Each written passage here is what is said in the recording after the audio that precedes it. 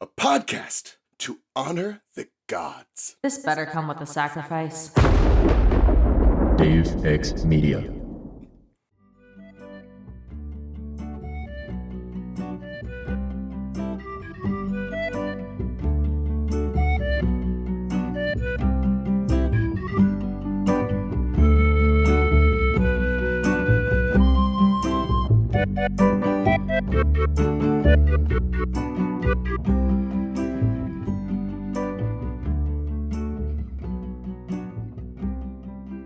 Welcome to Of the Eldest Gods, where we discuss Rick Riordan's role as a godly parent. Hey y'all, I'm Raye from Cabin 12. And I'm Charlie from Cabin 13. I'm Sam from Cabin 11. Hell yeah! Hello. Hey, your dad's in this one. In a second one. Your dad is here. Like, yeah. He is. He's the least deadbeat of the dads. Yeah, Which at this is point. surprising. Yep. Comparatively. I just always forget that he spends a lot of time in the first two and a half books just guiding Percy as the I don't know, the emotional support dad of the series. Well, I mean, they added him to the first season. They did. He wasn't supposed to be there, but he's in this one because we're in the Odyssey. Mm-hmm. He didn't realize Sea Monsters based on the Odyssey, and Hermes is kind of important. He's one of the only people who helps Odysseus out, so he had to be here. It's kind of important that he's here as reference to it. Love it. You know, Hermes gives Percy the thermos of wind. This is probably why I don't find it odd that he regifts the bag of wind to Odysseus and Epic. That does not happen. Yeah, that does not happen in it. But I'm already he gives you the wind, but that's just my Percy Jackson brain. I mean, that makes sense to me because also he's the god of navigation. Obviously he's gonna help you. Anyway, Sam, did you have a thing to add? I was just about to say, I just think he likes giving out the wind because it pisses Zeus off. True that. You gotta piss off Daddy Zeus. I was about to say, if we can find some new ways to say fuck you, Zeus, we are here for it.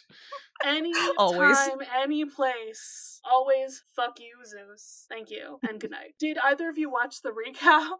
Yeah, I want to say, every time we watch an episode recap or a season recap, it's hilarious, especially when you know relatively where the plot is going to go. Mm-hmm. It's hilarious what clips they choose to show or what clips they don't choose to show from the content that you're missing out on. And I think I wrote, recap giving, we're going into season 2, so we must remind you of Clarice and Kronos vibes. I honestly thought that they did a really good job of I don't know, it didn't seem too obvious to me, but at the same time they did hit everything. You know, we had the basic premise, we did a bunch of stuff from episode 1, and then we kind of skipped through, we covered that Ares exists, we covered that Kronos exists, we covered that... The betrayal, we spent a long time on the betrayal at the very end of the recap. But I think it's probably one of the better season recaps I've watched. Yeah. The last thing, they pointed out that Grover got his searcher's license, and I'm like, oh yeah, people would probably have forgotten about that, because it was just a small note at the end of the show. Good stuff. Good stuff, man. And it immediately becomes relevant. It really does. Do we wanna get into it? Do we need to play our chapter title game with the episode titles? I don't remember the episode titles. I played Dodgeball with Cannonballs as the first one. Okay. And how do much we less that? Literal dodgeball than in the original.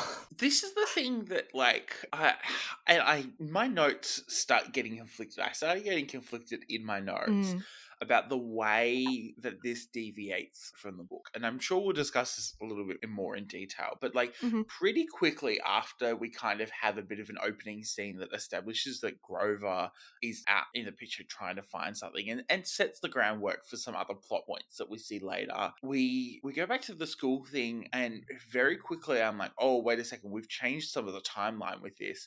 We sure And have. on one hand, I was like, it does make it smoother because I remember we spent a lot of time faffing around with with the book kind of like explaining who Tyson is, but then on the other hand, we don't have the payoff that we don't have dumb Percy payoff things. I think we don't set Percy up as the himbo character we need him to be. And then we do miss out on some of the timing and I think some action. I will say this again and again, but my big critique of the first episode is we spend a lot of time saying a lot of words and doing a lot of exposition. We do not spend nearly enough time with action the episode. But other than running through the forest and the Grey sisters, there's not much from this episode. I feel like that's the first of like the last season too. Like we had one action scene, and then it was also just kind of like, okay, we're kind of just learning who Percy is, all of this stuff. We're kind of setting the groundwork again here. Yeah. I was also then vividly reminded that this is a TV show that needs to be friendly for children, because I have been watching a spy TV show, which I'll plug at the end of the episode, on Apple TV. And, you know, it's got people dying, people gruesomely injured, all sorts of things. We don't see any blood or any, like, injury from anyone other than Tyson in the ground for, like, 5 minutes, and that's about it. Yeah. Tantalus gets some scratches on his face. That's literally it. As he deserves. Yeah. I wanted to also shout out the opening scene with Grover, because it sets up a lot of things. I forget, did Grover have his panpipes beforehand in the books? Because in the books, I think yes. But yeah, I think it was a really great way of like introducing the panpipes closer to a time where it was actually useful to use in the plot. And also then I think as well setting up that Luke sets up a group of demigods pretty quickly, and all of a sudden, you know, we are very aware of the fact that there is a group of defecting demigods. Yeah, let's really get into this. So, I mean, we needed. I'm very glad we have Grover with the panpipes, because I've been fighting for this. Grover's a bard, okay, just saying. I do love that Grover is doing his bardy best. I was like, oh, wow, boy, you're just gonna take those, and there's no mourning for a dead satyr. So that is the skeleton. Actually, wait, we need to talk about the implications of this. Oh my god, you're so right. We need to talk about the implications of a satyr skeleton, because that's not how satyrs work. Guess what? Owen, get on this, because I was on Owen's episode talking about satyrs and nymphs. And satyrs, when they die, they turn into plants. Oh, fuck, I forgot about that. Why do we have a skeleton? Is that what happens if, like, the satyr, you know, is eaten or something? Like, do they have to die in a specific way for them to have a skeleton? And then follow-up question, if that's a fake skeleton, is there a market for fake skeletons among monsters to, you know, entrap demigods or other animals? Like, and then I have questions. I have a lot of questions about who's creating them, what factory with what monsters, where is making these fake satyr skeletons. You know, we still haven't even, like, actually got the in-lore explanation of satyrs age, like, twice the rate of, like, humans. I just wonder if that's never going to be explained, because it never really comes up. I mean, Grover did technically mention, like, I'm 24 several times last season, so I'm just like, I'm waiting for it. Yeah. Because otherwise, there's going to be somebody in this fucking fandom who's just like, why is this 24-year-old man disguised as a child and hanging out with these children? Yeah. Someone is going to complain about it if they haven't read the books. I love how Grover's a clean freak as well. You get the whole spray. It's like, I'm not going to play your dirty ass panpipes. And I'm like, wow, he really isn't much of a bard to start with. And I'm kind of liking the way that he grows into it, instead of it's just this like random natural skill that's like hanging around, because he is still quite young in satyr terms. I think it just makes it interesting. I'm just saying, we are all D&D pilled. You do pillage from corpses, but in real life, that's not really the most good. And also, in Greece, if your body isn't properly taken care of, you can't go to the afterlife, and so it's like a huge tragedy to find a dead body, which was my original lore problem. Your point about satyrs is actually a good point. If I have to reconcile satyr lore with this, my theory is that this island is so cursed, or the sea sea of monsters is like abandoned by the gods, and so the natural life cycle of satyrs doesn't work there. Could be something like that. Which is also fucked up and sad. It is a very good design, though. Like, this is something that's gonna, like, stick with you, because, like, you get to see the skeleton of a satyr with, like, the horns and everything, and, like, the feet, and it's I did find it wonderful. hilarious that the horns of the skeleton were white like bones instead of, obviously coloured with, no, that's whatever. true. I didn't even think about that. That's the whole thing. It could be fake. Everyone's born with different horns. I'm laying the case here for that they must be fake. Look, incredibly quickly moving on, because we do smash cut to Percy falling out of his bed, which is not the first time Percy falls out of his... Well, it's not the last time Percy falls out of his bed. We meet the new character, Sam. Allison Sims. I loved Allison Sims. Like, Grover's just like, Allie? Full names? Allison Sims? Like, I love when they do the full name thing in the TV shows, because it's like, that's not a thing you do in real life. I was gonna be like, damn, she's really ready to commit murder. Yeah. Tell me you don't have people in your life from, like, high school that you still say first name, last name.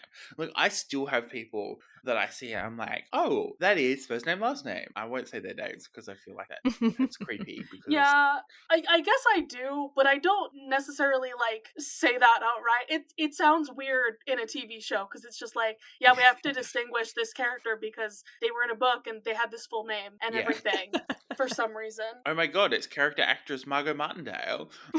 And they didn't say it in the episode, but I believe she's a daughter of Apollo. I was theorizing that maybe she was going to be a hunter who left or something. I thought it was Hunters to start with. I was like, fuck yeah, I'd like an early introduction of the Hunters. Unfortunately, not so much. But yeah, Bo, Apollo, makes sense. She's defected. She is, sees the tiniest little string that is attached to, like, this panpipe and is like, so, where is it?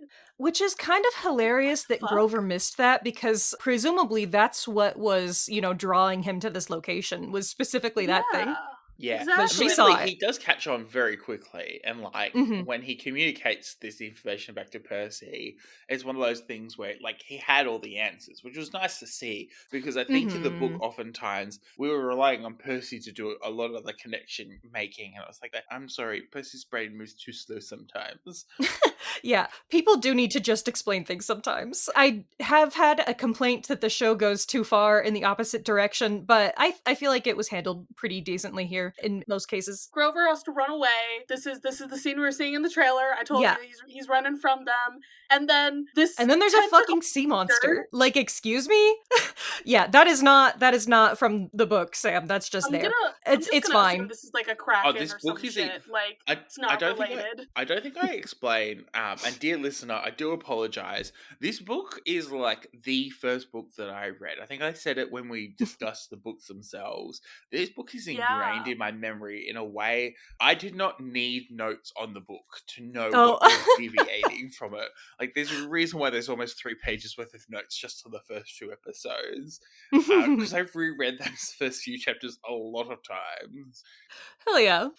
I did love the fact that we had backstory that campers had been turned, and I've said this before, but I think it fills in some of the backstory, and it does set Luke up, I think, one of the failings of the second book. And Rick, is interesting to hear interviews in pre-premiere interviews from a variety of sources where Rick was talking about plot holes and stuff, things like Jack's pronouns changing and all sorts of things like that, right? Where, now the fandom it's taken on a life of its own, but I do think that some of the, not more glaring, but some of the issues around plot flow and building characters at even rates has been fixed in this, where we now have some backstory that really sets Luke up as properly evil in a way that it takes a really long time to set up in the book series itself. And I did really appreciate that, because I think through and the way that Grover comes about it as well, I think really then sets it up that it makes sense why Percy and Annabeth have really strong feelings about it when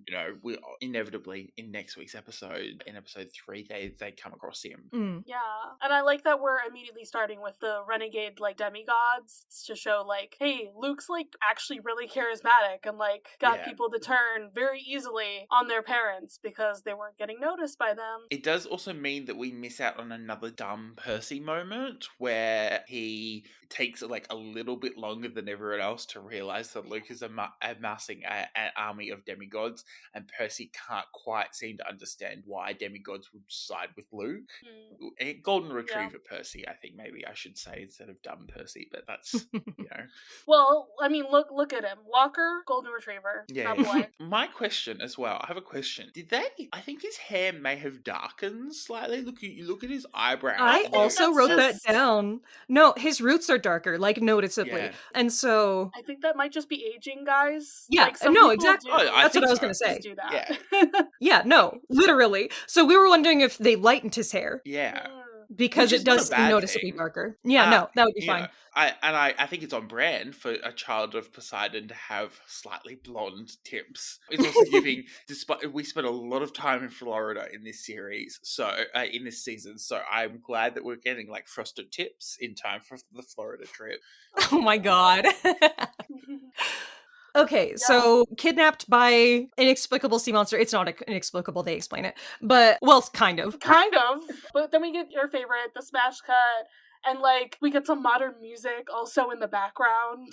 Like, I love how literally Percy's, like, his sheets got, like, wrapped around his leg. Like, so you know he's, like, really connected with Grover, too. Just setting those seeds in. My biggest thing about this moment is that when he decides to get up, the first thing he does is shove a bowl of cereal further under his bed. Fucked up, buddy. That is really fucked up. Sally is going to enter that room in 3 weeks' time and be assaulted with a smell that can only be described as a war crime in the Geneva Convention. This is teenage boy behavior. But like, no. God. As an ADHD gremlin child, it is cups and bowls on the table. What are you doing? What are you doing with food on the floor? Like, the floor is for clothes, not for food. And like, even if it's like food that he snuck. Wet food, though. Sam. Wet food, milk. Yeah. I'm just telling you. I'm just telling you, as someone who has snuck food before, this is food that you have snuck into your room when you were not allowed to have it. And then you're like, shit, I have to hide this under the bed. We will have this conversation later in this episode, but it is very clear that Percy has gone to therapy. And I'll talk about my ideas why Percy has gone to therapy. Who is his therapist? So I don't think he lives in an ingredient household, despite the fact that I think, Sally's probably still trying to make ends meet. And the fact that she's taken on a second child. Mm-hmm. And okay. So first we get the little cute little compass that Tyson made. Yeah. Adorable. Lots and of then I'm like, oh my God, things. He's already building things. Mm-hmm. Like, great, good stuff. And then immediately like, okay, so we do know he's a Cyclops. There's a Cyclops here. I thought we might be changing that anyway, since Percy has seemed to like see everything through the mist in this show already. So I'm like, I'm glad we didn't be like, oh yeah, he just doesn't know. Because he hangs out with this kid all the time. And even better retcon, Sally has basically adopted him. Thank you. Yes, no, just leaving him homeless in the books, upsetting. The injustice of, like, book Sally being, like, trying to fight, like, to get this kid housed, but never offering her own house for him feels so wrong for her character to me. I get you. Part of it as well, I do think, and I know it's not the right character choice, but like I can see where Rick was coming from when he wrote the books, because I'm always in defense of the books here. But it does make it feel, I think, a lot of the emphasis on it makes Percy more defensive of Tyson later, because he had spent so much time looking after or keeping an eye on, or like leaving the house early to like, check on Tyson and walk with Tyson into school, and like, Tyson being really scared of, being left alone and stuff. Yeah. Whereas we didn't see that defensiveness in these two episodes where, Annabeth is clearly spooked by Tyson being a Cyclops. And at the same time, we're still, it kind of felt like then that Sally was the one who was being defensive of Tyson and not Percy, which I didn't like that, because then I don't think it sets up that relationship to be as close as it is in the books, where they are just so, incredibly defensive of each other. If we had more time to have like the scenes of them at school, we would have gotten that side of Percy. Yeah. Okay, don't but doubt they that. are actively playing it differently.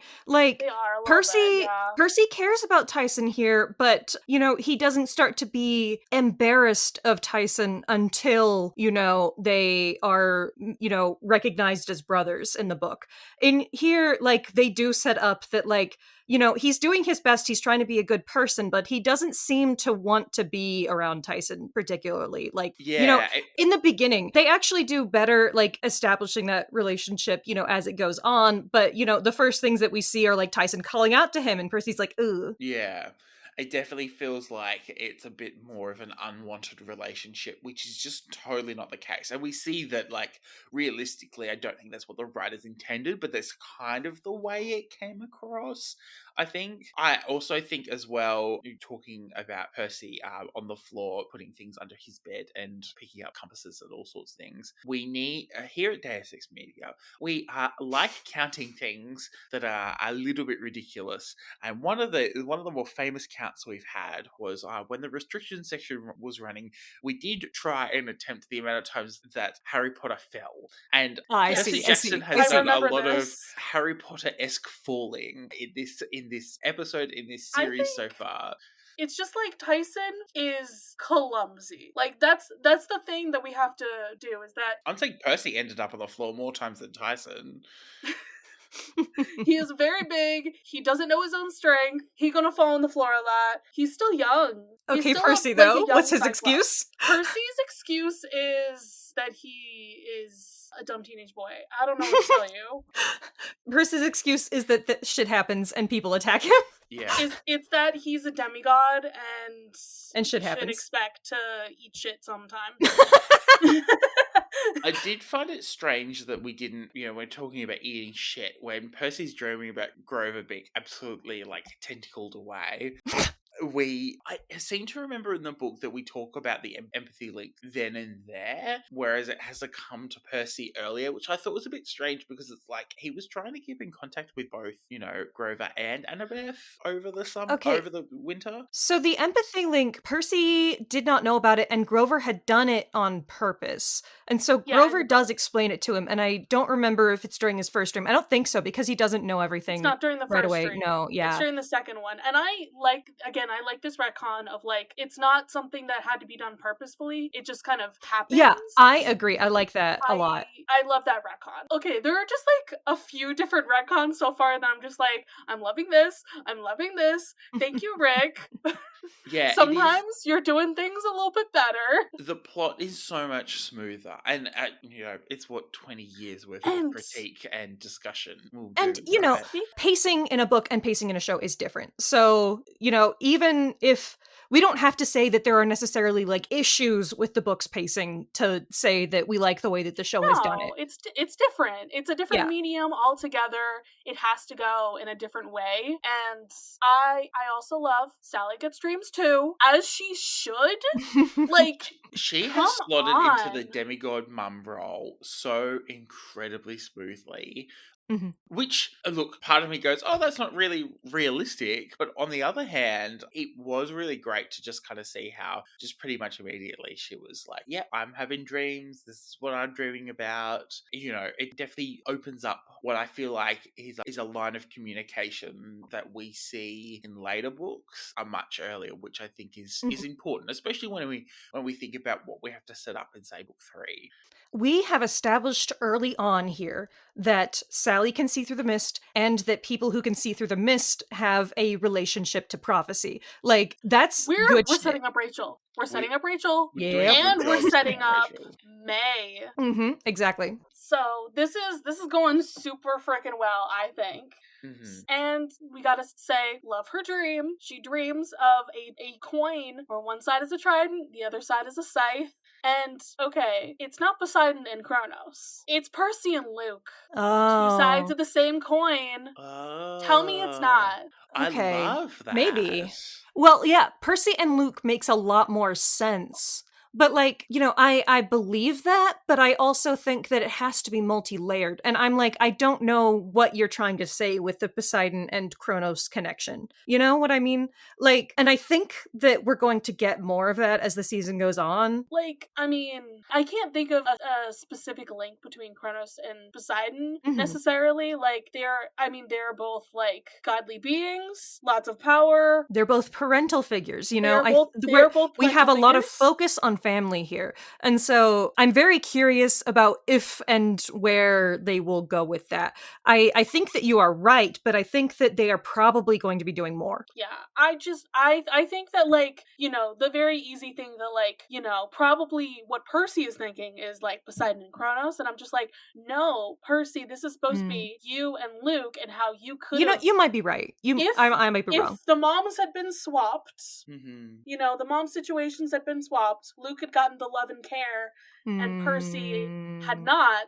Nature versus nurture. Yeah, and I think it does then set up that he has a lot of, like, I think the beauty of this book series is that Percy has a lot of foils. It's him and Luke, and him and Thalia, and him and Annabeth, and we see so many characters throughout the first 5 books that are complete opposites, and so the two sides of the coin thing, I think, is a great analogy, and it sets up that he's going to have to contest with people who are ideologically or systematically opposed to the way he works or who he is, and that's a really tough thing to navigate as a 15-year-old. What do we think about Tyson and his little baseball cap that he uses to hide his eye? I love it because it does then set up a mistrust of the mist. A mistrust? Hey. I also think as well, just on Tyson generally, I love how Tyson comes across as much less childish in this.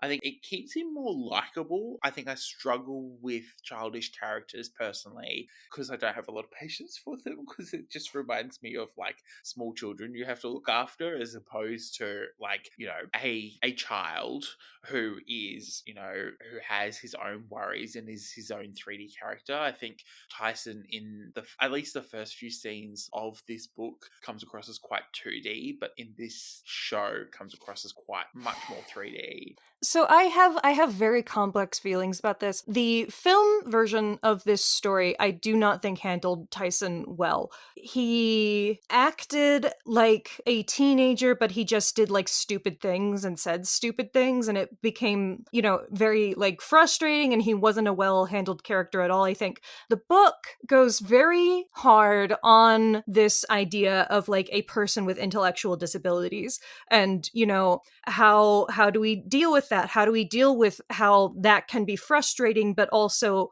being consistently loving and being, consistently accepting towards someone who, doesn't have the same opportunities as you, and also, struggles in certain ways that you don't, and also, recognize that person's value. So I do think that this show is capturing that a lot better.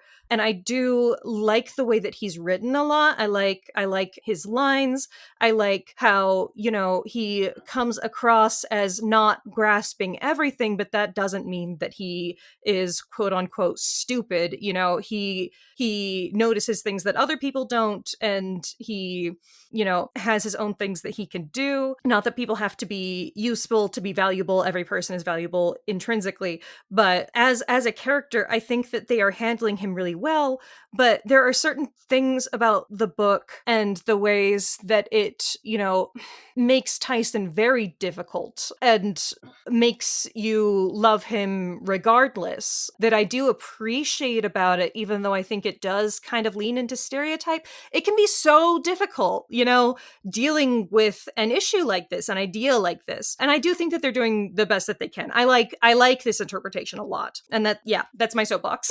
No, and I I agree. I think it's really hard, and I think when we talk about disability or different ways of thinking, or different capacities, right? Mm-hmm. It's really easy to either dumb things down or simplify things too much. I think both representations are valid. The book, I think, does a really good job of showing how much mental load Percy has to take on and feels like he has to take on to be able to take Tyson on the quest, especially as Annabeth just flat out refuses to deal with Tyson. Mm-hmm. And I think this book does this show in the first 2 episodes has done a really good job of showing that Tyson is a separate person that does not have to be with Percy every step of the way, because we see it in like I think the 3rd or 4th book where Percy goes and visits Tyson, and Tyson starts to have his own character. I think we've basically kind of accelerated and go, well, Tyson is his own character.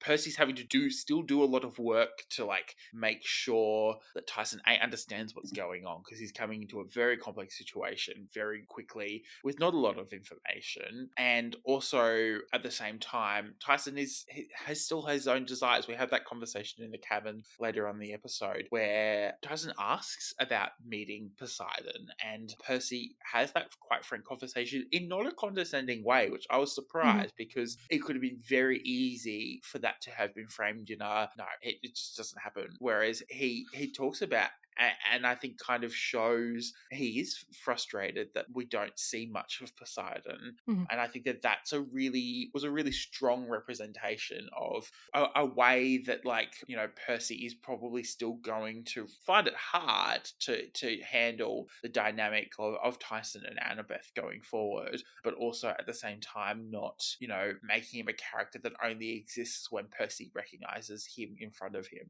Okay.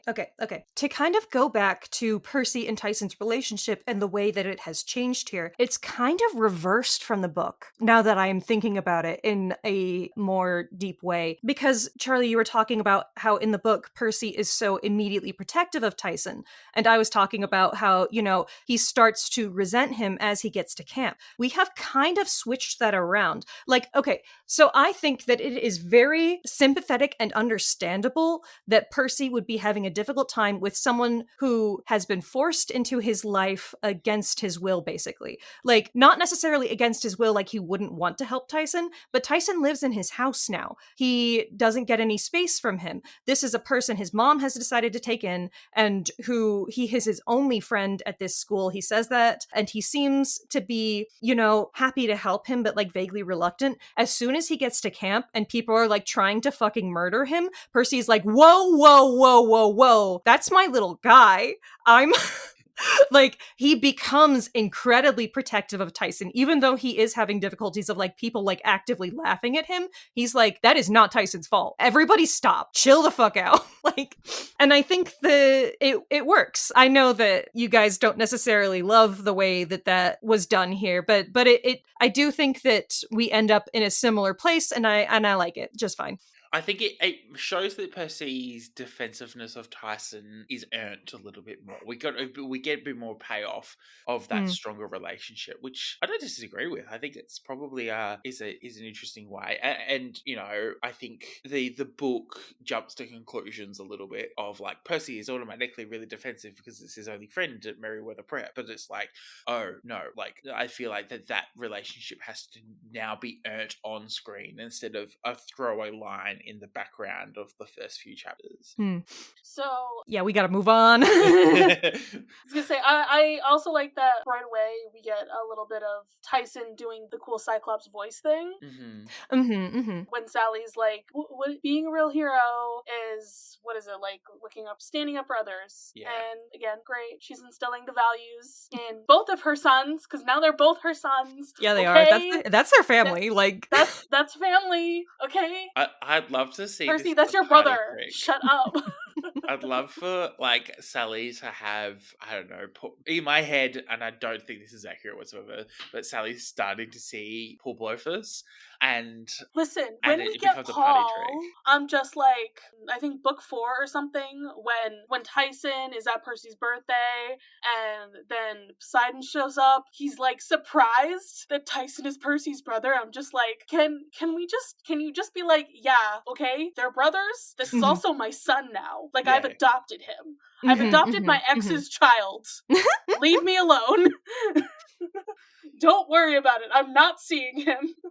Just all sorts going on, and I do love it. I do think it just sets up a lot more acceptance, and I think we're probably going to see more of Tyson in the Jackson home, which I'm not mad about. Yeah, I love it. it. Okay, Tyson Jackson. Annabeth showing up with the Grey sisters. I fucking love when Tyson just lifts him. So good. Yes, Yeah. Protective brother. He's like, evasive maneuvers. Percy out of the way. I think he was ready to like throw Percy like in case the car came careening towards him. Which is, Am I so, right? so typical. What I find hilarious is this taxi skids across a New York City intersection and then sits there for 5 minutes while we have this whole conversation, Annabeth like freaking the fuck out. It does not cause any traffic chaos. I adore the way that they have shown that people cannot see this, because as they are taking off later, there are 2 people just walking casually on either side of the taxi. Like, they are just going around it. They do not see it. Like, she is not there. I love Tyson's little smile as he realizes who this is and everything. And so we already talked about this in our like trailers, but like, you know, she's having the dreams about camp, he's having the dreams about Grover and everything. Okay, let's get in the taxi cab. Let's figure this stuff out. Like I said in the other episode, I fucking love the Grey sisters designs. Perfectly They're so cast, good. like Kirsten Shaw as well. Just like the moments where we lingered on her face, and I was like, the fuck, she is the funniest character, like in person, as a voice actor, like just, she is so consistently funny, and I'm so glad that she works with Disney, because if anyone hasn't seen Mysterious Benedict Society, she's also in that too, and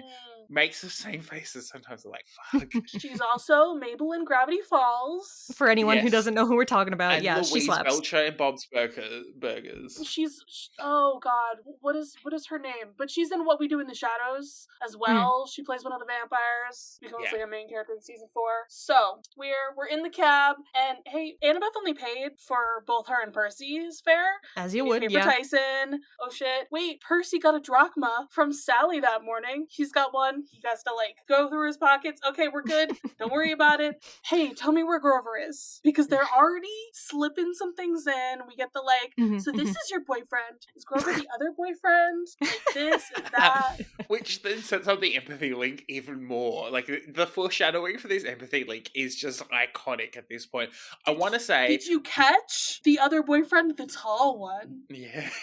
Oh. It's Luke. It oh my sets god. up Percy as the We're still having Annabeth have a crush on Luke. But we've already, fully established that does not say that. Yeah. Annabeth gets from Virginia to New York City incredibly fast. As someone who's caught that train from Virginia to New York City, it's a long time. There's a lot of towns you gotta go through. There's a lot of cities, a lot of major US cities you gotta go through. She's in a magic cab. It's fine. It's fine. It's fine.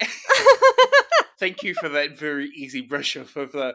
I'd like to think that she got on the 5 a.m. Amtrak like I had to that one time. And, you might get in time for Percy to start school. I also love that they're like immediately like, well, this is a hostage situation, even though we're paying a taxi fare. Time to start threatening them. Would you like to lose your last eye? Yeah, they don't need it to drive. Like, the driver doesn't even have the eye, guys. Okay? I love how Annabeth goes along with that. She clearly knows that he's like playing them. Yeah, despite the fact it's a good moment between them. Yeah, despite the fact that there's plenty of pressing X for doubt, Annabeth and Percy immediately sync up on the let's fuck with celestial beings. It's so weird and purplish, the eye. It definitely looks magical and everything. I like how they all, repeat the numbers together. That's good. Like, okay, what do these numbers mean? Tell me? No? Okay, nothing. Well, you got the numbers twice. Cool. They do not get dropped off at camp. They get dropped off in the woods on the edge of camp. The back entrance, which is that suspicious. The back entrance, and they do turn into smoke. We love it. I need that taxi cab to show up in every season. Just like, it's a requirement, I think, at this point. The Grey sisters are quickly becoming my second favorite character. They are iconic. I think I just need the Grey sisters taxi cab to be like a real cab in their city, like that just appears every so often. Like Cash Cab, except yes. Like they're just driving around. They're just driving around. Not to make another Harry Potter reference, but I do love how these teens are sending letters to each other like it's fucking Harry Potter. Like, what is this whole, like, I send you letters? And we did establish they can't use tech in this season, finally. Very good, very good. I'm a little disappointed that Tyson didn't get car sick. Yeah, come on, why didn't we have him throwing up in a bag or, like, out the window? We could have had that at the same time as all the other threats were going on, too. Like, yeah. It's a very chaotic scene in the book. But so we established that, like, somehow she has drachma, and, like, personally got the drachma this morning. Like, they're not telling each other everything. He didn't tell her about the Cyclops friend. What's going on? But Annabeth has now been on Space Mountain. Fun fact for y'all. We're gonna get Disney World drops. I love it. I'm obsessed. Okay, you know, Annabeth did not even like Space Mountain, so jot that down. We're gonna go to Florida later in the season, and I guarantee there's gonna be more Disney references when they go to Florida. Even though it's Miami, there's still gonna be Disney World references somehow. As someone who works for an organization that cannot mention commercial products, and like we have like all sorts of rules around advertising and stuff, this is great. I fucking love it. I love this integrated advertising. I know Disney is like a massive corporate empire, but like, oh, it's nice when everything lines up like this. Like, I need to see Annabeth in her little Disney outfit, even though she didn't enjoy it at all, apparently. I don't care. I want to see it, okay? Yeah. I want to know who her favorite Disney princess is. Oh my gosh. Yeah. Okay. So, Lystragonians are attacking the camp, which, like, I'm fine with this. It makes sense. It works as a scene. It all makes internal logical sense in the show. It's I hate changes. They're doing just fine by me. It's easier than the Bulls, and we still get the payoff of, like, Tyson with the fiery stuff going on. So, easy swap. Yeah, less it totally works. More practical things going on, except for, the fireballs, I guess. Yes. I don't know whether this is just silly of me. I would have liked to have seen more clothes burnt. Like, I think I said this before. This is the moment where I'm reminded this is a TV show that is also, like, children have been thought of at every step of the creation process, because we don't see, like, a huge amount of, like, realities of playing with fire, which reminds me, we still haven't seen the lava wall, which I feel like we missed out on. No, we did, sorry. Did we? Yeah, I think that there was a short scene. Very short. I don't remember. You're totally right that there is not a ton of, like, grit and realism. The kids should be all fucked up and dirty after the chariot races, and a lot of stuff where, you get actors looking overly perfect. Yeah. Which I think is a problem with the industry in general right now. Yeah. But I don't know whether this is a side effect. I know that the way that they've gone about filming this is relatively new tech. But I feel like some of the action sequences were missing some follow-up shots. We'd see three things, like when Tyson goes flying after being hit by the fireball, we don't see him land. We cut straight back to, like, Percy and Annabeth making eye contact, and I'm like, it would have been just like that follow through on, like, just like, I was like, I'm just missing a couple of things like that. There were a couple to make it feel like more tactile. Yeah, it just didn't feel like we were getting, like, there was much follow through in the action. We'd see something and then we would swap perspectives all of a sudden. It felt a little. And see, I'm not much of, like, a visual, like, action type person, so I don't notice that kind of stuff. So I'm glad you're here. As someone who's watched probably too many now of Avengers movies and, like, superhero movies, I'm like, if you can't do an action sequence well and make me be able to follow it, then, like, it's just not adding to the plot. And see, I'm just like, their CG looks fine, so I have no problems. And look, the CG looked great. I was gonna say how I like the way they make the cannonballs and everything. Like, they pull up the dirt. Yeah. And, like, they, turn it in their hand, make like it a snowball, but the opposite. But instead, it's fire. Fireball. Somehow. Don't worry about how it gets lit. I don't know, but that's just their powers. They do that. Cool they like do that, I guess. Dramatic moment of Tyson getting hit. It's like, yeah, they're immune to fire. Let's move on. Move on, guys. Yeah. Moving on. Annabeth says move it on. So Tyson can't enter the camp. We all knew he couldn't enter the camp. Percy is like, can't believe mom got his hopes up. This is messed up. Annabeth knows how to let him in, and she does it. And I appreciate that about her as a person. She's giving magic wand with her sword. I didn't mention it earlier, but I did also like how Sally was just gonna straight up drive both of them to camp and everything. And like they've been talking about camp so much. Like, yeah, obviously Tyson's gonna go with Percy because monsters are also a threat to him. Of course. So Logic. like the logic works, but it doesn't work for any of the other demigods and for them. Part of me surprised Sally hasn't spoken to Chiron about this, right? Like, but no one can get in contact with him anyways, so yeah, this is true. But like, then why weren't we pressing X for doubt, like, at the top of the episode? Of like, I still need to talk to Chiron about, like, making sure that Tyson's got, will be able to be sorted or something. Yeah. Percy's like, he can't come. And then she explains her dream about the coin. And it's like, girl, that has nothing to do with Tyson being able to get into camp. Yeah. I actually found that conversation confusing now that I remember it. Yeah, it has nothing to do with that. My theory on why the border is like lightning is because it was Thalia transformed by Zeus and everything. So it's like Zeus lightning. I'm sticking to it until told otherwise. That's still my theory. I love this. I like how Annabeth has to hold the lightning to like let him in too. Yeah, she basically made a break. She did invite him. This other guy got through too, though, so that sucks. But Clarice! Hello, Clarice. Immediately killed by Clarice. Yeah. Like, okay. Beautiful. I love Clarice's actress. I did like complain that she wasn't like a little thicker, in the first season. But she like does kill it. Oh, she's amazing. I still do have complaints. I want her to be more butch. She's wearing makeup. Butch her up. It's fine. It's fine. It's fine. I feel like this series though is the start of her butchification, right? The problem is Hollywood. Percy is living his best golden retriever life and is trying so hard to make friends, and then Clarice is so mean to him. I was like, my poor boy, please. He's just like trying to be friendly, and Clarice is like, fuck off. I mean, he does say, "Oh, you fixed your spear," and she's like, "The one you broke." Yeah, that was so good. I love the detail that she fixed the spear. Like, not even that she got a new one. She fixed it herself. Like, yeah, don't you even fucking touch this one. Okay? And Annabeth is like, thinking back, okay, those were least Draconians. Why were they over here at the back of the camp? What's going on? Yeah, I like how they figure this out together.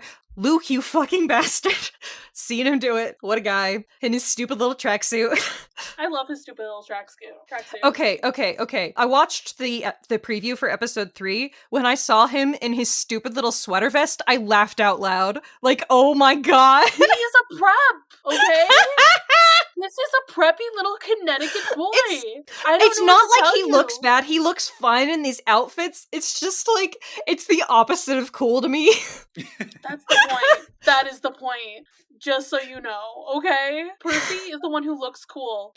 Luke is not. I don't know. I think evil should be enticing.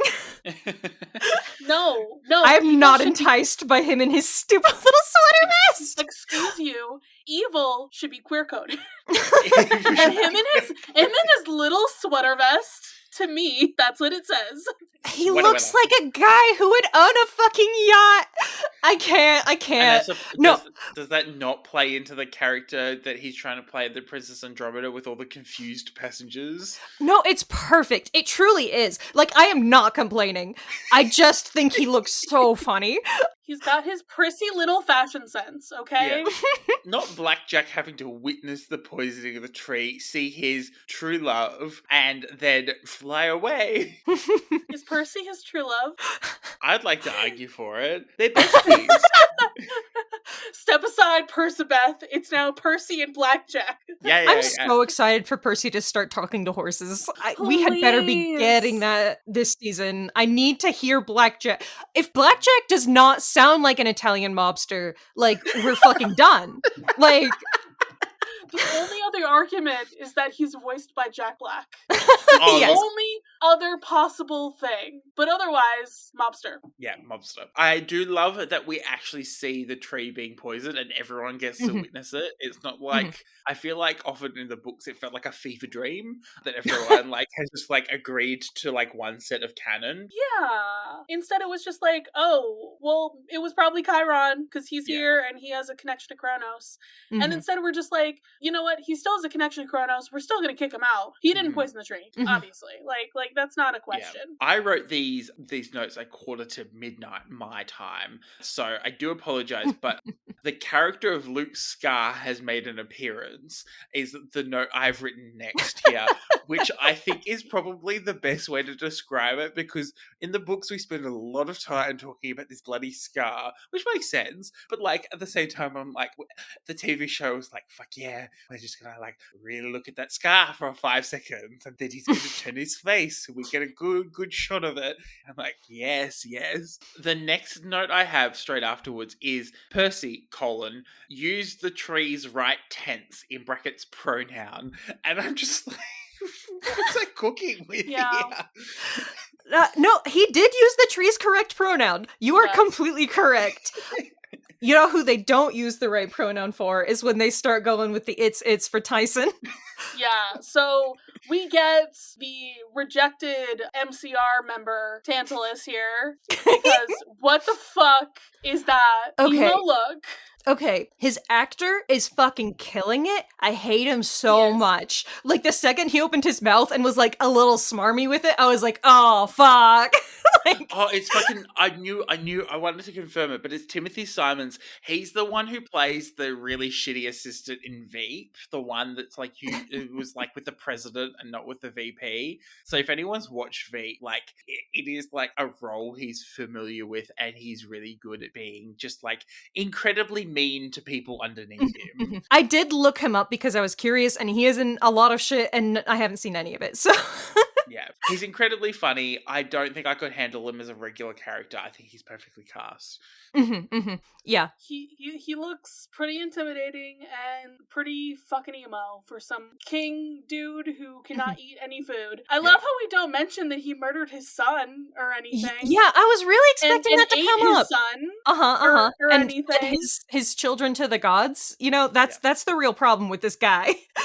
Instead, it's just he can't eat food, and he's like, wow, thanks for reminding me. I wasn't thinking about that right now. I do wonder if it's going to come up later, specifically because he has like this dramatic moment when he's like, I've learned that you don't, disobey the gods. So I'm wondering if they're going to kind of get into it. Yeah. They could not still, but... I think we could have seen some of this exposition in like sassy clapbacks from like Percy and Annabeth, who I never, in the books, never fucking shut up. And I love it. But like, why are we letting people speak here? This is not how ADHD riddled teens do this. Also, how did Clarice not see that Tyson was a Cyclops earlier? Why did it take until Luke had poisoned he was the far tree? away. He had like fallen on the ground like behind a bush. And I think this goes back to my point that the action follow through. I was like, I don't know where Tyson is anymore in this scene. He wasn't nearby, so like it was easy to miss him. Yeah, he might have passed out for a minute. So yeah, he was not doing great. So they want to kill him, and it's like, wait, no. Percy's like, excuse me, he's fine, he's fine. And look, he's got claimed. Oh my god, he's your brother. We still have that reveal. That's pretty good. And then we smash cut to Dionysus laughing his fucking ass off. And what a great way to start this season with Dionysus. Yep. Couldn't keep his trident to himself. Oh my god, for real. I do like how Poseidon basically vouched for them, just like, yeah. Percy says he's chill, me too. He's like, leave my son alone. I wrote, Excuse you. thanks, Daddy. Good. Yeah. So we have this excellent scene with Dionysus and Tantalus. Okay. Here's my very hot take about Tantalus. The way that he talks, he sounds like a gaslighting American politician. Like he's literally like he is a politician. He's a king. Everything that he does this whole episode, like the explicit like militarization and like control of the campers, the way that he tries to distract from real issues with pomp and circumstance, you know, and a lot of this is from the book, but I feel like the way that they have done his dialogue, I think that they're kind of doing it on purpose, like to be salient to our modern times because shit sure is going on. Yeah, I also think that this is something that, like, beyond just our modern times, I think there's always, and we see this time and time again through this series, and it's not as salient in the first few books yet again because Rick Riordan was completely disorganized when he wrote the first 3 books, and we love it. But, like... Still is. The man has an assistant for a reason. The man reads his own wikis to remember what happened in previous books. This has been said in interviews. Yeah, and I love it. But like, what I find very fascinating is that then it does make it salient, but I think it also then becomes this conversation about populism and charismatic leaders and people who use the way they speak, because we see Percy has a really hard time with people who speak well and use the way that use the fact that they speak well against others time and time again through the entire of all of Rick Riordan's works. So I think this sets this up really well, and we'll see great payoff later when we, you know, inevitably see more of people like this. You know, that's a good point that I've never really thought about, that, you know, Percy is an inspiring person, but because he is very simple and very direct with what he does, you know, he does have that ADHD and he's just kind of going through life and doing his best. And so someone like Tantalus, who is a politician, who, you know, can kind of steamroll him with words. Yeah, that's a very good point. Yeah, and then it plays into, I think, an interior monologue that we see more in the books than anywhere else about his dyslexia and the way he really struggles to read and to communicate what he's feeling and thinking through. I wrote in my notes here, which I think is hilarious, but a fuck you, Zeus, you know what you did? I'm trying to remember what Zeus was doing, but that's a reference to fuck you, Gwyneth Paltrow, you know what you did. I don't know where that has come from, but it is something ingrained in my brain. I mean, what hasn't Zeus done? Yeah, look, this is true. I love how the chariot races kind of sneak up. We forget, I think the chariot races are such an iconic scene, and I always forget where they're placed because there are just so many weird side quests. And I do write here at some point that I always forget that this book has so much shenanigans going on at the start before we get to the plot. We get a bit more of angsty teen Percy. His darker eyebrows really do make him look angry. Like he just he looks mad at everyone. So during the trailers, I was like, oh, he hasn't changed that much. Sometimes, like every once in a while, I'm like, damn, that boy grew. Like, yeah. It's he's significantly taller. His face has changed a lot. Yeah. Yeah. Poor Sally. She sent her children off to school, intending to take them to camp that night, and they never returned. It really do be like that. So now Percy and Tyson get put in cabin arrest. I guess just because Percy talked back. Yeah, I mean, Tyson, probably because he's a Cyclops, and they were like, yeah, we're gonna just be blatantly racist about this. But Percy, because he's just like, what the fuck? Like, we need to have a quest for, like, I need to go find Grover. Like, what's going on with, like, Luke? Like, we need to solve that. Like, and he's just talking back. He's just like, Dionysus, you're up to some shit. Tantalus, you're up to some shit. Come on. And I love their little diorama of the chariot thing, like, on the table and everything. They're like, yeah, we've been planning this out, okay? We're gonna have chariot races this year. I love how those two just love violence. Yeah. It's very typical old gods, right? We get this glimpse into the gods who just kind of do all sorts of shit. And I did write, "What is this? Trump's America?" Which I think is. I mean, that's what I said earlier, but just longer and more dumb. My question is, why are there 2 guards outside the big house? Because they are militarizing the camp. Because they are. What is this? Trump's America? Like, Yeah, exactly. They're militarizing their camp. They are silencing people by putting them away when they don't want them to speak to others. Yeah. Like, It's my like brain was disintegrating just community. like, this is not my camp applin. Weird timing issue with this. Percy is then escorted back to his cabin and is not even out of his uniform, and Annabeth, who stayed back in the big house after Percy leaves, is like completely changed and like in camp mode. And I'm like, what the fuck, Annabeth? Did you have like what in the quick changes going on here? Meanwhile, Percy's Annabeth just like, is I'm still efficient. in my school uniform. She always has a camp applin shirt in her bag. This is where she lives. This is her home. Yeah. Okay. Unlike Okay. in Vermont or wherever, I forget. Virginia. Yes, It there is we a go. base state, okay? So Percy's talking to Tyson and he's like, hey, did you fucking know we were brothers? Excuse me? What is going on? No. Percy's like, we're not brothers. We might, We're not bros. you know, have the same father, I guess, but we're not bros, okay? He's having a hard time processing this. Sam, you said he went to therapy. I think he needs to go to therapy again. I mean, right now. It's good for you. Keep it. You always got to work on yourself. Keep going. Keep going to therapy. Go see that therapist right now, bro. I think it may have been in the second episode where I was like, oh, it's clear we're using therapy words in this sentence. But admittedly, my least favorite trope in any piece of media is people refusing to use their words to communicate what the fuck is going on. So I have written, Annabeth, please use your words. But I do love how, and I think yet again, this is one of my, what I've really liked about the way that they've changed this first episode, is that they've really emphasized how rocky Percy and Annabeth's relationship starts. Again, we don't see as much antagonism in the first season. They kind of just fall in step with each other really quickly. And I think I was a bit worried when the first season came out that we weren't going to see a lot of the hard work that Percy and Annabeth had to do to make that relationship work.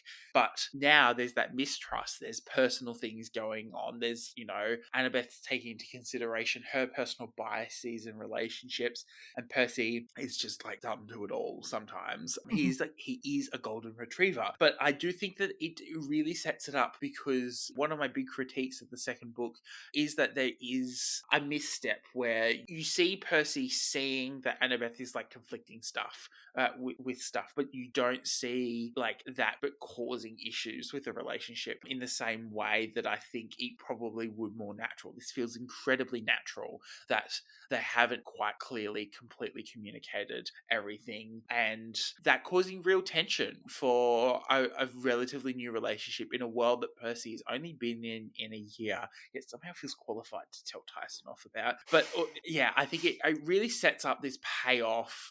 They built this trust while questing, but that trust doesn't necessarily translate to regular life and keeping in regular communication. And I think also that element of Annabeth feeling a little bit let down by Percy's promises of like what school would be like for the year, which I think they get into in the second episode a bit more.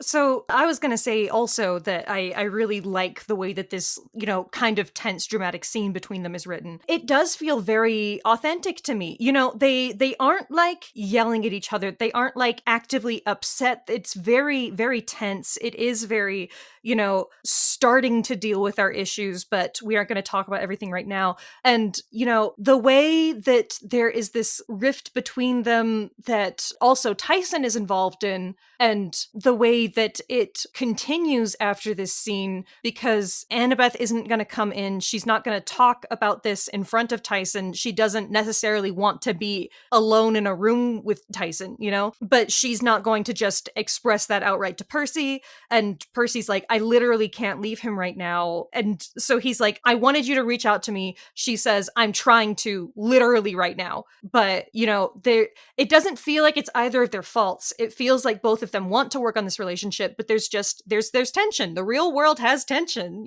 shit happens. I liked it a lot. Yeah, I think it really sets them up as like independent characters who I think yet again, another critique of the book that I didn't realize I had, but the relationship falls into step really quickly, right? Like they're basically dating very, very quickly, right? In each other's pockets. Whereas realistically, no two 13-year-olds are going to enjoy each other's constant and intense company without they do having any disagree issues. a lot in their relationship in the books, but they are like very close. I was just gonna say, I like how subtle the whole like Annabeth not liking Tyson thing is played in the series. Like, that was one of the things that I was like, I wonder how they're gonna do this. Like, are they just gonna make her outright not like Cyclops again, or what have you? And instead, it's just like this uncomfortability that is very obvious. You can't tell exactly what it is. Like, is it because he's a monster? Is it because like he's like Percy's new friend that he didn't tell her about? Is it like they're also Percy's secret brother? Like, what's going on there? And it's like it's probably still gonna be like the whole like, yeah, there was this Cyclops that traumatized me. Oh yeah, specifically. definitely. Having And, seen like, episode 2 and like Grover kind of brings it up, yeah, definitely. And so I'm like, I like that we're making it so like specifically subtle, and that it could be a multitude of different things, and Percy's just not picking up on that. He's just like, you're just like mad that I didn't tell you I had a friend, or like that he's a monster. Like, I think what it's have so you. much more accurate to what a trauma response looks like too, right? Exactly. Like, it's more than just prejudice, it's also trauma response, specifically with Annabeth, that I feel like wasn't come across in the books. That it felt more just straight prejudice than traumatic. I think it's hard as well to describe a trauma response in a book sense, right?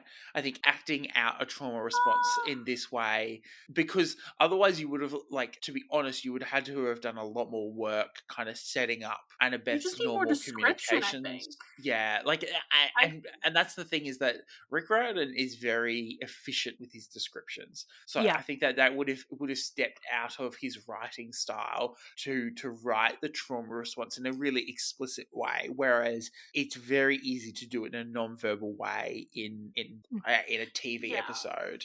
And even then, this is us reading into it. Who knows what, there might be an explanation for it. It might be that this is the explanation, but at the same time, this also could be just a choice that, I want to say Leah Michelle, and it's not Leah Michelle, it's Leah Summer Jeffries made, and Leah Beth. Yeah.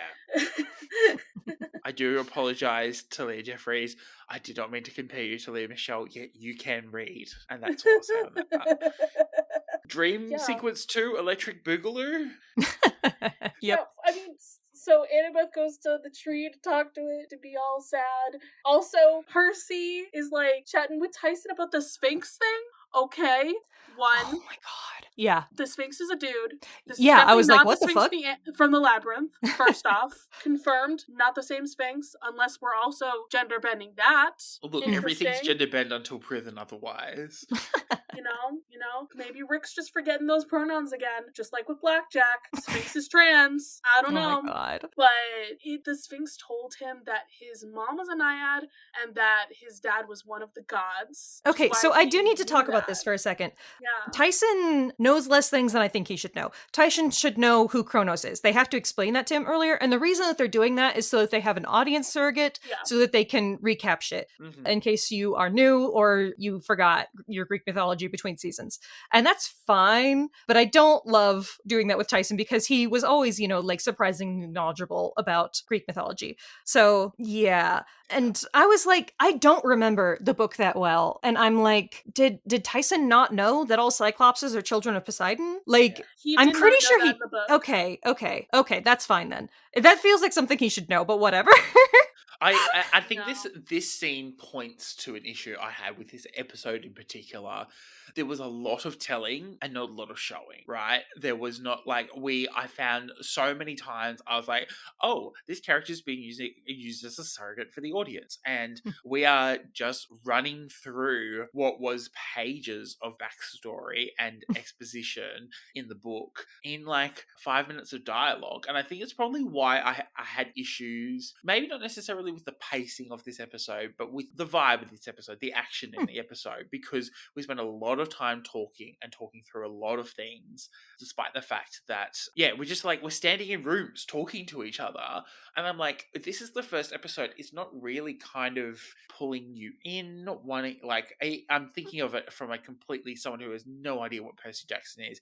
If you were to open Disney Plus tomorrow and see this at the top and you click it and go, well, we'll see what this is. This episode is not doesn't draw you in a way that I think is particularly effective. I kind of disagree. And like I said, I'm not an action head. I'm an exposition head.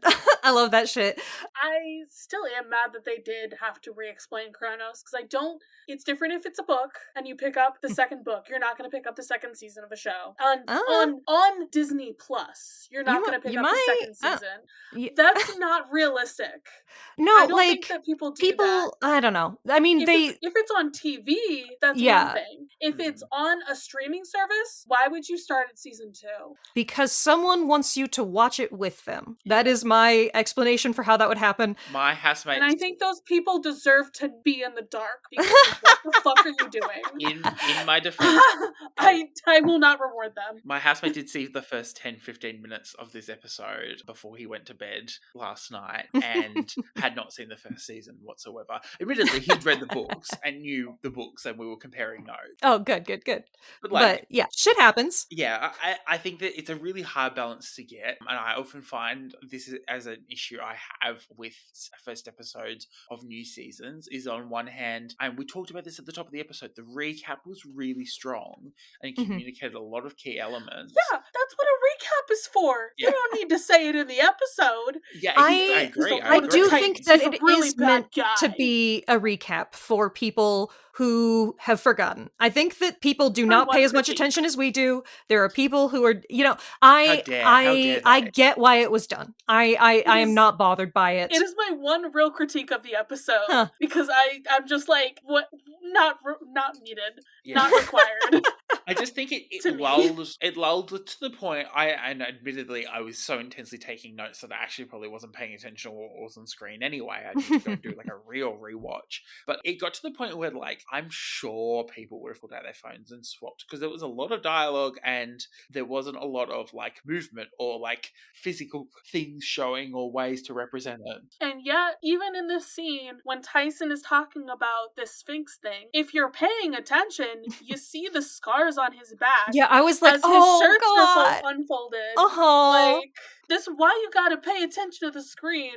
Also, can we talk about how the lighting is better this season, y'all? Oh, so much better. Did I mention that? The lighting. Thank you. You're right.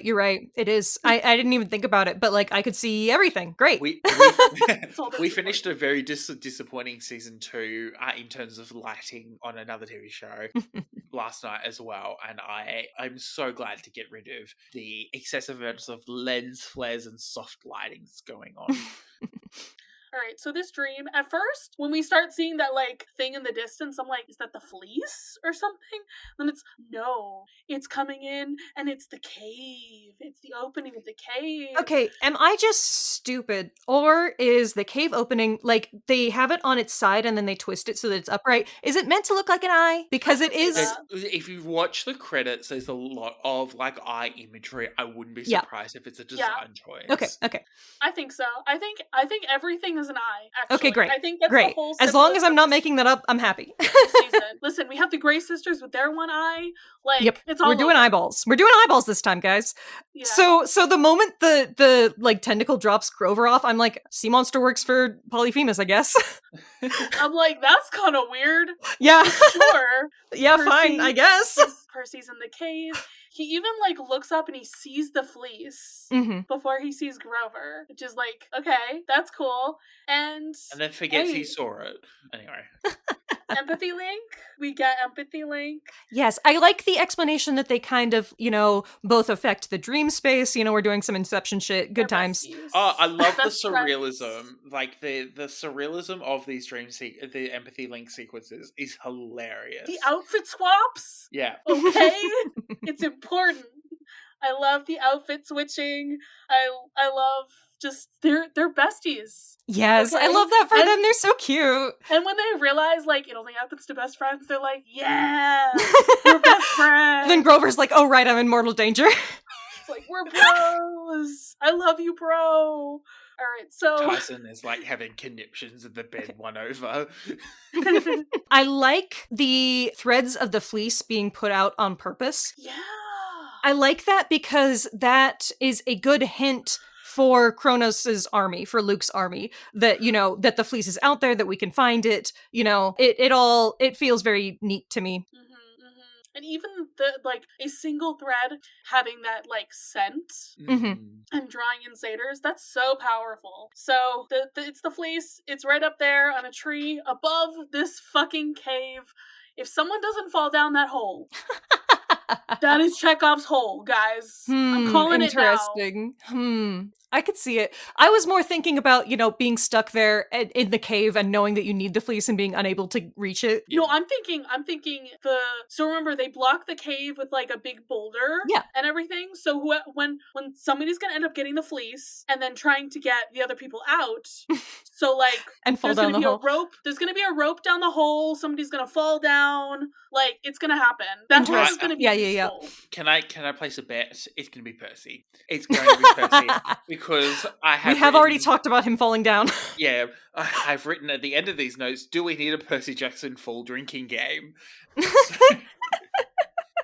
You know? So much room for dream activities in this space, by the way. Lots of autonomy, lots of, like, fun shenanigans. I loved it. Okay, so a difference between this and the book that I do think that I probably like is that the book kind of explains to you events that are already in motion, like the tree being poisoned and Grover already, you know, being captured and in the dress and stuff. Here we see the onus of all of these events, and I do like that better generally. I don't know if it really affects my enjoyment, particularly in this book, but in general, I don't like being thrown into a situation. I like having shit established as we go. I think that it works really well here. Can I be so open and honest with you guys right now? Go ahead. From what we have seen so far, having extra time in these episodes as opposed to season 1, I think I like season 2 better than season 1. I think I'm going to. Yeah, I think I'm going to like season 2 better than season 1. More stuff, less condensed, more time to deal with stuff. Yeah, it feels different. It feels better to me. And I think that, you know, the writers have come into their own a little bit more. I think that the actors have come into their own a little bit more. I feel like everyone's a little bit more experienced. I feel like they got a little bit more money. I think that season 2 is off to a great start. Yeah. I have an unrelated point just because I'm like, I'm actively have the episode next to me. And just like, every time I see a character with a lantern in this show, I'm waiting for a Kronos jump scare. Because that's like his symbolism. In like the first season and like the one scene we saw of him in the trailer, it's like if you see someone with the lantern, it's gonna be Kronos. And like Annabeth has a lantern and Percy has a lantern. And just like guys. No, Percy didn't have a lantern. He did his whole Mr. Darcy walk through the field in the middle of the night, like just like the show is jump scaring me. I'm waiting for a Kronos jump scare, like the Lin-Manuel Miranda jump scare. Okay, I forgot about it because I didn't have a note. I love seeing Annabeth grieving for Talia. I love her little like conversation with her there. Yeah. Did you notice how we didn't get the Percy part in this episode, but we get that in the next episode? We get a Grover praying to Pan, Annabeth praying to Thalia, and then Percy prays to Poseidon. So next like, episode. Annabeth's the one who didn't pray to a god. Interesting. Just seeds planted from like last time when Percy. Yeah, she's having some difficulties with her mom. Remember Percy praying to Sally? Yeah. I think this is the great part about knowing where this set of series is supposed to end, right? Is that like we know what this arc is, and we know. I think by knowing where that arc is, we know that we can set up the understanding that Percy has, because a lot of that is said and not really shown in the books. And I think that that's what I've really enjoyed here, is that there are little moments where you're like, we are setting up a really, really strong start for the next 3 seasons, so we're really setting it up. I think my only critique, I agree with you, Ray, I'm really liking this season. I think I'm going to like it better than season 1, but my only critique is that I could do with more episodes. I could do with more world building. I think it does a really good job in the limited amount of time it has to do world building, but I would like to see more. I'd like to see more of camp life. I'd like to be shown more as to why camp is so important, why it should be defended, why Percy feels so strongly about it. I'd love to see more about, and I'm sure you guys will get into this in the second episode, but, the work that had to be put in to set up the chariot, and, we get like 5 seconds of it, and I would love to have seen more on that, all sorts of things like that. And so while it's doing an incredible job at setting things up for later, I also think sometimes it's not forgetting to do it, it's just not having quite the time to set up some of the more explicit things to pay off in the shorter term. If your biggest complaint about a show is that you wish there was more of it, that's a pretty good endorsement. Yeah, you're 100% right. And I think it's I found it hard to find things to nitpick in this episode. So I wanted to come here with balance and kind of go, this is my favorite book, so it's going to be my favorite season just because of the plot. But at the same time, this, there are issues. It is still the second season.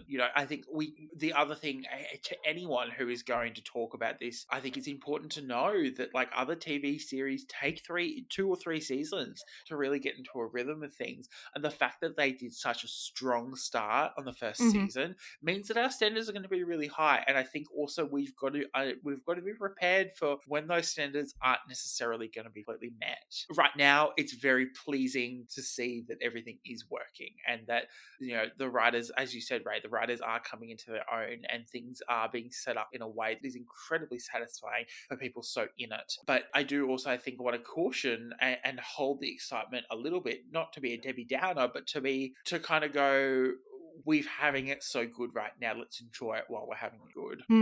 I love that perspective. And, I did have a lot of, little notes and stuff during season 1. That doesn't mean that I didn't enjoy it. This one I had less. I enjoyed this a lot. I think that it's going great. But, we can always enjoy things even when we have complaints about them. I'm sure that we will. Yeah, Percy, Annabeth, he figured out where the place was. Yeah. Yes. Because he was like, oh yeah, I did like that. Showing the map and the coordinates on it and the sea monsters there. That was good. Because Grover did also tell him the numbers again, and it's like, wait, why is Grover telling me the same numbers? Okay. Hey, why does Grover know his exact coordinates? P. Sherman, 42 Wallaby Way, Sydney. Because Grover is a searcher. I mean, that's all well and good, but he got dragged by a sea serpent. Why does he know where he is? Because he was on the island right next to it, probably. Have not a child of Poseidon. Like, I'm just saying, Grover is like, he's at home in the wild right now, okay? I have confidence in Grover and his searcher abilities. Did you not see his cute little outfit? He looks like a Boy Scout. He's doing great. Prepped and ready to go. My dudes. Yeah. One little detail I'm wondering about, because I did already mention that they prayed to the gods, but they didn't do the offerings. Oh yeah. And I was expecting the cereal under the bed, which we now know is a hate crime, was going to be an offering. Maybe that's why he keeps it there, is that he can talk to Dad every so often. We've already established the offerings in season 1, so, we're trying to save time wherever we can. We got a lot of shit to get through. I'm not saying that they need to, establish them anymore. I'm just like, why aren't they doing that anymore? Like, is it we didn't see everybody have a meal together and, finish it all. We can just assume that that's happening in the background. It's fine. It's fine. Yeah. Anyway, the ending sequence is beautiful, and I like the kind of cliffhanger. Like, if you didn't know what the plan is that we're going to use the fleece, it's kind of a little mystery for you to figure out, as a new viewer. I do think that we haven't quite explained what the golden fleece is, and it's important. You're right. Yeah. Because it's like, what the fuck? The fleece, to me, it just now sounds like it's a product of pans rather than, We've said that it smells like pan. That's the only thing that we technically know about it. That it's an important artifact and it smells like pan. They did not say that it has nature powers to heal, like, the tree. They said that they can use it to heal the tree, but they didn't say how or why it would do that. Oh, yeah, maybe it's in the next episode that they're like, yeah, I can heal anything. So, yeah, maybe that's it. I don't think that they explained it well. I didn't notice that, but I think that Sam's right. Okay. But that is this episode. Sam, that's the first part of this episode. Sam's only here for episode 1 of the show. I do apologize. I have to go to work. I'm just saying, don't confuse our audience. I'm telling them Sam's leaving, but we're gonna keep going. I know. I'm saying like your that's the end of divorced this dad. episode I'm leaving. of the Percy Jackson show Okay. specifically. Sorry. And so Sam should give us his social media plugs as well as his regular old media plug. Yeah. To listeners where you're from and such. Yeah. So you can find me on Content and Capable. We are back with episodes as of Monday coming. So you can find us at Content, the letter N, Capable on Instagram, and you can just Facebook and bits and pieces. But also you can check me out at sam.the.journalist on Instagram and on TikTok there. I am going to plug the TV series. I've mentioned it a few times in this episode. Slow Horses is on Apple TV. It's already got 5 seasons out. It's like a British spy thriller. It was a lot of fun. Each season has only 5-6 episodes, and it's really great. The first season was really great. The second season, I think, not as written as strongly and had some lighting issues, but I'm looking forward to the third season because it looks just as fun. Hell yeah. So yeah, I'm in the middle of watching that, and yeah, check me out. Thanks for having me on, Charlie and Raye. Thank you for coming. We love having you. Thanks for coming, even though you didn't get to talk about your dad. Oh, that's okay. As I wrote, Lin-Manuel Miranda in my notes. There he fucking is. Hoping we see George and Martha. I'm still hoping that it might be maybe in a later episode, maybe in a later season. Maybe it doesn't have to be right now. I want them so bad. I will get on a plane and fly to New York for the premiere to ask Mr. Riordan about George and Martha if we don't see it coming up. I'm pretty sure there was something on the Percy series story about the snakes on Hermes' staff, and I'm just if they're not in this season, that is so fucking mean. Yeah. How dare you? Where are the rats? I'm sorry, Yeah, come on now. Rats are delicious. Yeah, everybody go give Sam some rats by following him online. Yeah. Okay? Yeah, we'll see you guys in the next episode. Bye, Sam. Bye, Sam. We love you.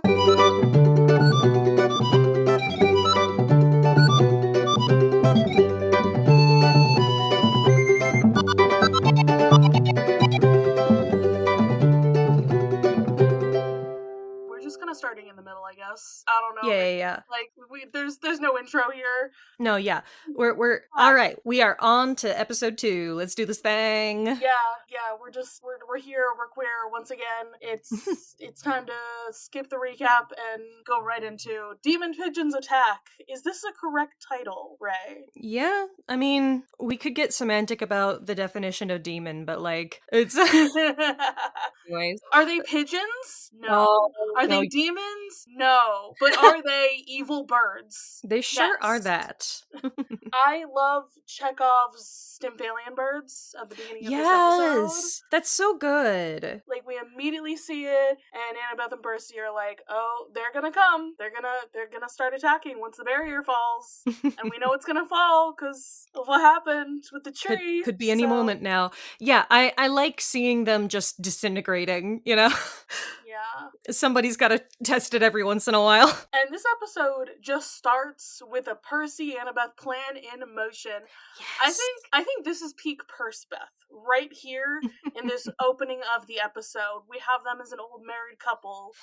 They have a plan in place, and she's are you sure you're up for this, Percy? Annabeth? Yeah, he gets in trouble all the time. Yeah, I'm great at it. He's gonna be the distraction, as he should be, and she's gonna be the sneaky one, as she should be. I loved seeing that despite that there is a little tension and drama, they are working together very well. They have their priorities straight. At this point, at least, shit's gonna get wilder later. They can still work together. I'm glad. I'm very glad. And because Percy is out of his cabin, which, again, okay, we didn't really extrapolate on the whole cabin arrest thing, which, how fucking dumb is this anyway? Like, as a concept, this is an invention for the show that I'm just like, why? But, I mean, yes, it works as conflict. So, I just think it's a dumb rule to have in general. I mean, at least it's like, not as ridiculous as in The Parent Trap when they have a whole ritual to send them to the isolation cabin. You know, no, I think that would make more sense for Camp Half-Blood. Camp Half-Blood would have an isolation cabin that you're not allowed to leave because it's in the middle of the fucking woods somewhere where all the monsters are, and then you have to get picked up in order to leave it because they have something that keeps the monsters away. So whenever you want to go, like, you know, to camp activities, you have to be allowed to go. My God. I would believe that. Just not being allowed to leave your cabin for the whole 90-day summer is what Tantalus seems to think he has to, because Percy talked out of turn one time. Well, I'm sorry. That's why it's ridiculous to me. Like, okay, yes, you were bad, so take a break for a little bit, okay? You're putting time out. The whole 90-day summer, it seems like Tantalus wants to keep this boy in here. Or sorry, is it 104 days? God. Something like that. I mean, Surely. Phineas and Ferb and Percy Jackson are now canon universes to each other, I think. Oh, so... Oh my God, I forgot about that. I'm so excited to do like a... Phineas and Ferb are canonically Percy Jackson fans. Have you thought about that? I cannot stop thinking about it. That's so good. I'm so glad. Anyways, I do want to say he's not actually doing it because he talked out of turn once. He's doing it to keep him and his politically dangerous ideas out of the public arena. But, you know, that's his excuse, and it is a terrible excuse. Yeah, Trump's America, everybody. So Percy is seen by the satyr guy who's been following, like, Tantalus's every order. We didn't really talk about him last time. He sure exists. I don't know who he's supposed to be. I'm pretty sure he's not, like, named in any of the episodes or credited with any sort of name. I did figure out where I recognize him from. He was in iZombie. So good. I was like, I know this actor. Where have I seen you before? Amazing. Figured it out. So they figure out that he's been made. Annabeth goes to sneak into Chiron's office to contact him. Percy's like, I'll just wait here to get punished, I guess. I like seeing, like, his orange prison jumpsuit in the closet, you know? I feel like that's a very, very good detail. I like that she just steals his fucking money. Wouldn't you, though? Yes, as she should. Rogue behavior. Also, he even has the office being super emo, like, all the, like, the curtains are closed, there's only one little, like, candle and everything. It's so funny when she calls Chiron and he's like, what happened to my office? He's got a wanted poster in his closet. What's up with this man? He's got some shit going on. Right. So I think that they are gonna get more into his shit because of, like, those little hints, you know? I hope so. Those must be, you know, something tantalizing for the new viewers and whatnot. It's tantalizing for me, who just wants them to say it out loud. Like, say it out loud. Say that he did forced cannibalism. Seriously, come on. And then how he's bringing back the chariot races that his child, who he forced the gods to eat, literally helped invent. Well... Ironic, isn't it? But we also do get our little foreshadowing of the Madonna music and the big boombox for later. God, that's so good. Annabeth does her little, hey Chiron, how's it going? And he's in the middle of the Party Ponies party. Oh my God. He looks like he is chilling so good right now. I fucking love this for him, actually. Like, I know that this is a punishment and that he wants to be at camp, but, like, I do want him to be having a nice vacation. This does not look like how I imagined book Chiron. No, like, not at all. So uncomfortable to be here. Like, I imagine him, you know, sitting in a corner and just, like, not wanting to get involved. This Chiron here would be in the conga line of centaurs, because somehow the centaurs would definitely do a fucking conga line. He's got the sunglasses, he's got that shirt, he is vibing. He's in retirement mode, even though it's a forced retirement. He's getting Miami, for goodness sake. Like, how more retired can you get? Good for you, man. But apparently the rule is he can't contact campers, and Annabeth's like, well, I contacted you, so you're good. Don't worry about it. Clever girl. And he's upset about his office. Yeah. Me too, bro. So Percy does get made by this sycophantic satyr. I couldn't think of the word satyr for a second there. Oh, we got to talk about this scene with Clarice and Chris, though. Yes, I'm so glad we're getting the Chris content. Because, like, yes, I mean, this ship is, like, us being like, oh, Clarice isn't a lesbian. She can't be, right? She's got this male love interest right here. I'm glad we're sowing the seeds beforehand so it feels less forced, because her flirting with him here. I've heard other people online say it. Is it not Azula vibes? Is it not Azula flirting terribly vibes? She is intimidating this poor boy. Like, when I mark my prey. See, I kind of disagree. I thought she was doing fine. I thought, like, if he was into it, that would be fine. Like, I don't think that she did anything particularly embarrassing, except for the fact that she got rejected, which shouldn't be embarrassing, but it sure was in this situation because everyone laughed at her about it. I was like, dang girl, get it. It was not Azula vibes for me. You know what? Maybe that's because you're just too into it. You're too gay, is the problem. And it is not usually the problem. I was just like, yeah, she's got it. And I'm just like, I think she's a little bit too intense for him. He's just like, yeah. Hi, can we? Yeah, he was not into it. It was sad. He's like, can we start with a handhold instead of whatever this is? And everybody is laughing. Percy is also laughing. Like, they know that she's trying to flirt. Maybe Chris knows as well, but mostly he's just like, I'm a little bit scared right now, please. Mm-hmm. Because she's a little too close and a little too in his face. But yeah, Tantalus and his little satyr guy, his crony. You know, his crony for sure. Ooh, you know what? You know what's funny? All the Kronos army, they should just be called the Cronies. Oh my god. But it's cronies with a cronies K? with a K. Fuck, man. Oh, holy shit. New merch dropping. The cronies, but it has like a scythe on it. Oh, God. Okay. Funniest thing about this part to me was when Percy pulls this little ass rule book out of his pocket, and it's just like, wow.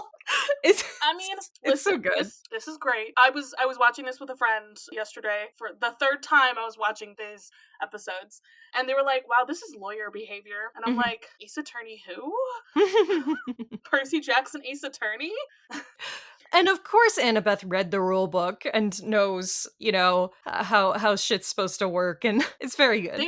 They're so, like, on these rules this year. I get it because of, like, what Tantalus's whole thing is that he's, like, down to the letter rules. But hey, you need a good loophole for those rules at all times. So Annabeth is explaining Golden Fleece and the Sea of Monsters. Hey, Percy knows exactly where it is. Yeah, so very good. We got this. We don't even need to worry about trying to find it because we know exactly where it is. And Chiron's like, Percy. Uh-oh. Yeah, so this is a trap, presumably. Okay, great prophecy time. Very exciting. We love to hear about it. We love getting hinted. This is interesting. They have changed the fact that Annabeth has not read the prophecy already. I'm pretty sure she had already read at least parts of it before when she was like a small child. Yeah, she was quite knowledgeable at that time. And now this is like the first time she's hearing about it. We're definitely not getting this full conversation. I want to know exactly what Chiron does tell her, though. Yes. Like, it's gonna be revealed later. It's gotta be. Mm-hmm. Like, that's gotta be one of those, like, things. Mm-hmm. So, I want to know. Can you show me? I want to know what Chiron told her. So what he does explain is that this whole thing is going to be a trap from Kronos for Percy because of whatever's going on in this prophecy. Haha. We don't know. And so he says, Percy cannot go on the quest. You can't let him know that you are trying to keep him from the quest. He can't know that there is something that he can't know, which is crazy. I'm just okay, the more that Chiron talks in this scene, the more I'm just like, Rick, I hope you're purposely meaning to do this, but you're making Chiron be so untrustworthy. Like, so untrustworthy to me and every other, like, viewer, I feel like. Because, what the fuck, man? You've already made Grover do this horrible thing to Percy in season 1. Now you're making Annabeth do the same thing. Again, what is his fatal flaw? What is Percy's fatal flaw, my dude? Loyalty. Yeah. And being betrayed by your friends? Not great. Not ideal. Is that not the worst feeling? Especially when your whole thing is standing by your friends no matter what? And he's already been, Luke is also a thing that's, like, clearly, fully affected him. But I'm just like, how do you keep coming back from this, bro? Eventually, this is really gonna affect your trust in people, right? Especially your closest friends. And, like, so that doesn't make me not trust Chiron. Like, I'm 100% positive that Chiron has a reason, but I think that his logic is faulty. Yes. No, I think his logic is bad. Just, I don't know what his thoughts are because we know the prophecy, unless they are fully changing some things around. We know that he could also save Olympus. Yeah. Like, why can Percy not be involved in helping on these, like, quests and things? And yes, it is partially a trap by Kronos. How do you know Percy's not going to prevail? Huh? How can you know that, Chiron? So my logic for his logic for that thing, I don't know why he's keeping it a secret, but the thought is he is counting on Percy to save Olympus. And so his highest priority is keeping Percy alive. And so anything that is a direct threat to Percy's life possibly is not worth the risk. If this is a trap for Percy, then it is too dangerous to let him be anywhere near it. Yeah. I don't know. I just don't trust Chiron and his logic right now. He's acting too much like another old mentor that I do not really trust. So and don't we've always talked about like that, how, the adult figures in this series have a communication problem. But given the way that this is going, I think that we're maybe going to address that he has a communication problem and how that's not a good thing for an authority figure to have. Yeah, I felt like before it was just that Chiron just got less involved, and now it feels like he is getting involved in the way that he's affecting Percy and his friends and his trust issues. So that's why I'm like, Chiron, stop being the villain right now. I don't need it. And we go to Percy and Annabeth regrouping after this. He's all good now. He can participate in the games because he got around the rules. He found the Poseidon chariot. It's covered in barnacles. I love that. It's so good. It's very good. It looks like shit. And Annabeth's like, yeah, Chiron said I have to win the chariot race to get a boon. Percy doesn't know the word boon? Percy does not believe the word boon is real. That is my headcanon. Just like, she's made up a word because she's super smart and she thinks she can get it past me. Like, boon is not that weird of a word, Percy. In Heathers, she says, I crave a boon. Like, Percy has not watched Heathers, nor has he played Hades or Hades 2. So it's canon. I also made a note that their shirts are different colors, and I thought that was weird. Kind of interesting. Like each of their shirts is like... Yeah, hers is a lighter, almost yellowish orange as compared to his. It could be that hers is older. Yeah, that was my thought too. It's probably just more weather. I was just noticing that. I thought that it was a strange, interesting costuming choice. Detail. Also, we didn't even talk about the bead. Did we talk about Percy as a bead now? Like, important details, information, good shit. We never talk about the bead, like, existing in the world. It's just there. So, did they not establish that last season? I think he might have had it in the last episode, but, like, they didn't mention beads being given or anything. Okay, interesting. They just kind of had them. And it's like, it's one of those little details that I love the little details. That's what I harp on. So. But they didn't have very much time last season. They have a little bit more this time, so I don't know. Maybe we'll see some camp beads. So Annabeth's like, we can't be on a team together, even though, us. We'd make the perfect chariot team or whatever. This is going to maximize our chances, actually. Don't worry about it. Bye. It's a great conversation. Yeah, very uncomfortable. Percy does break a wheel, and he brings it back to Tyson to fix it. Our boy can fix He's anything. working on it, and then Tyson, is like, let me do it, and then he just does it in like 5 seconds. He wrote Sally a letter saying we made it to camp safe. Percy, you didn't even think to write to your mom? How dare you? Okay, so Percy seems really uncomfortable in this scene, and he's like, what did you tell her? So I'm assuming that what Percy is hoping was not mentioned is that they are brothers. I was going to say biological brothers, but as we all know, gods don't have DNA, so... Does the question is, do Naiads have DNA? Does Tyson have any DNA? Who knows? Truly. I still am of the belief that Annabeth has no DNA, nor does she have a belly button. So she was created from thought. Okay, if you are mortal in any kind of way, you have DNA, man. You have her body would not exist otherwise. No, Tyson I'm not sure about, because monsters turn into dust. They don't have completely physical bodies, so who knows? Twist. Athena children also turn to dust when they're killed. People die when they are killed. God, I don't know. I don't think she has a belly button. I think you're right, but... I love Tyson being like, I can fix that. Holes vibes. You've seen Holes. It's Sam from Holes. And Tyson also wants to meet his dad. Yes. Poor baby. Poor baby boy. He just wants to see dad and make him proud. And Percy's like, well, he does what he wants. He's a god. I'm real sorry about that, bud. He's busy. He is, kind of supportive of, like, the idea of Poseidon here. He's like, I think that he's busier than he wants to be. I think that he does want to see us more than he does. But, sometimes things don't work out. And we did talk about this earlier, but it does feel like a very non-patronizing, like, well-explained thing. I like the way that Percy and Tyson talk to each other. Good. And now we get to the race. Okay, we gotta talk about all these designs of these chariots. I love steampunk-ass Hephaestus chariot, so good. Okay, we don't have a casting for Beckendorf, but he's definitely on that chariot. That is a big, muscular black man on that chariot. That's Beckendorf. Calling it. And it's steampunk. I think someone might have even said his name at some point. I might be making that up. But... I was trying to pay as close attention as I could to, like, the words and, like, the captions on, like, whose names were being said. I didn't catch anything about that, and as far as you did watch it more than me, so...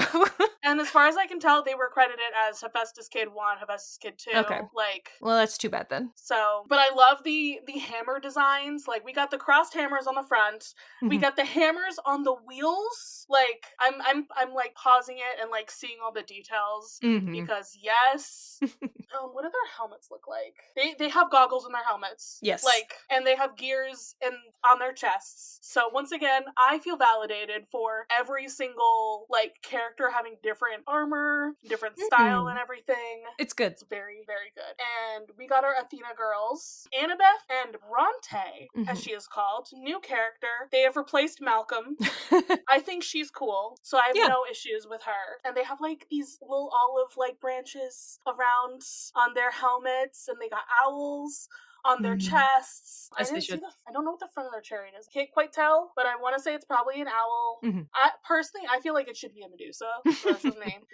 Because of the Medusa shield. Also, everybody has, like, a shield as well with their, like, chariots, which is basically, like, the same symbol that's on their chest. We got the Hermes kids. We got Chris and unnamed girl. They have wings on their helmets and snakes. And they have the Caduceus on their chests. And I know their chariot has, like, the wings on the sides. Because Percy was talking about it. He's like, does that mean you can fly? Is that really cool? And apparently it does get some lift, so good. Cool. I mean, I like it. It's beautiful. So thinking about their armor, and I'm wondering if that's going to be a consistent thing going forward, or if this is like ceremonial decorative armor. You know what I mean? Like, because it is a competition, like a show.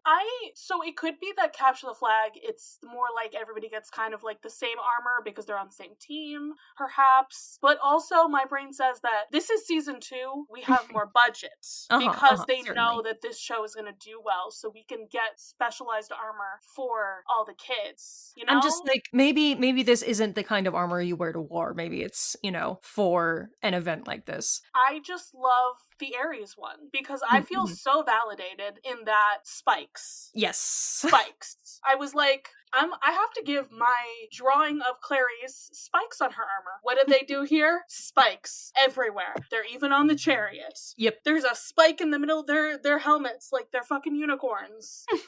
They're vibing with you. They get it. And I think it's like a sword or something, like in the middle of their chests, and their chariot is a boar, of course. Very good. Yeah, it's some good shit, and of course we get our boys as well with their, they got tridents. I love them! They're so... No, I literally was like, oh, they're so cute when they were like driving up and everyone's looking at them. Yeah, they saved a spot in the middle for the protagonist and his brother.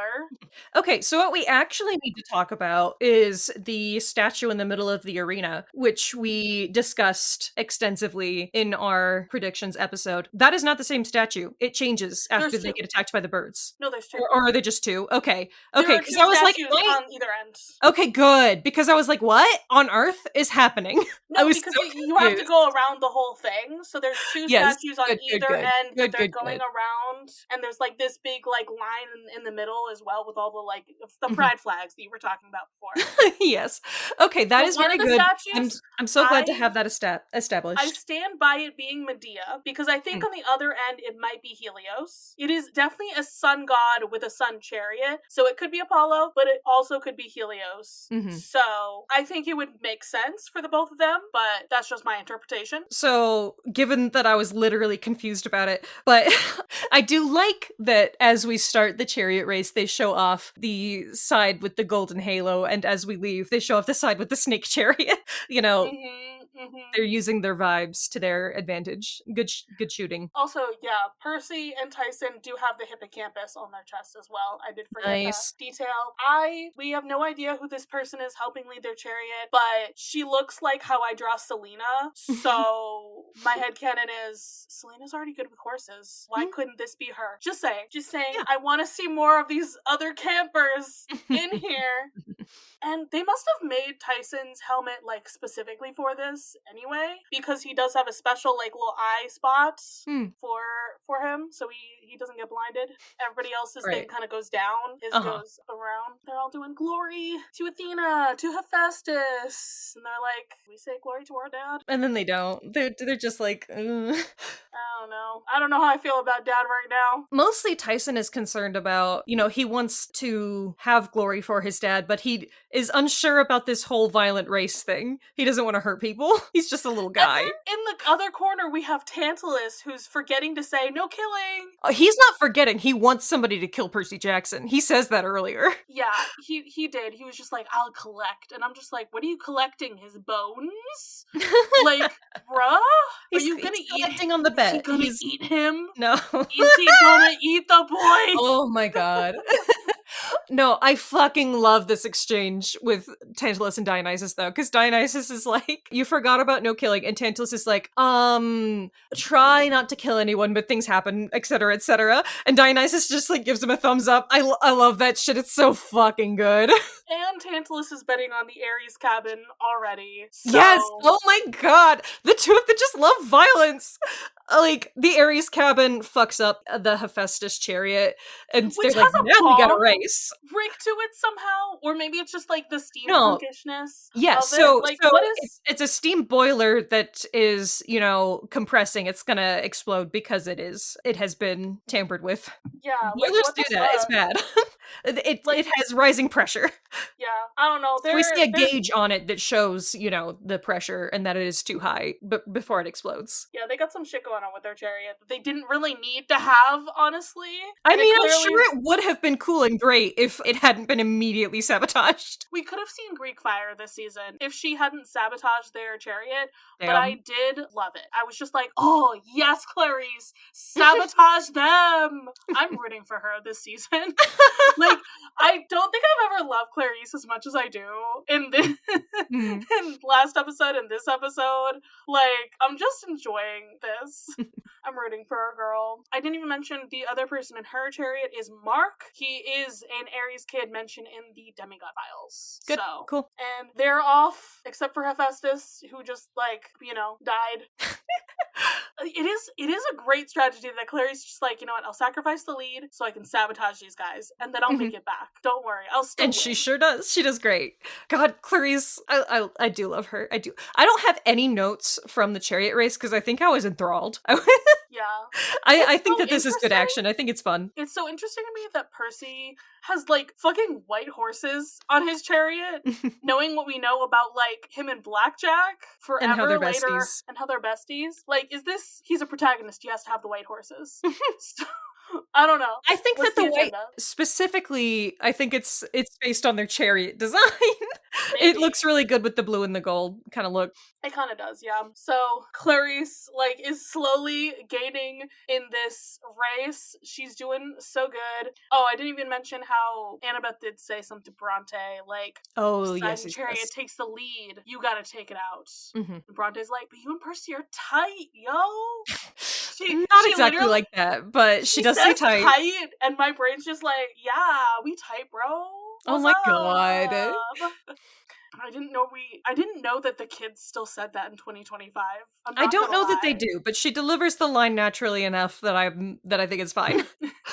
Yeah, but Annabeth's like, that's why I want you to do it, because Annabeth can't be the one to betray Percy directly, right? Yeah, no, here she has plausible deniability, or she would have if Tyson didn't have Cyclops hearing. Yeah.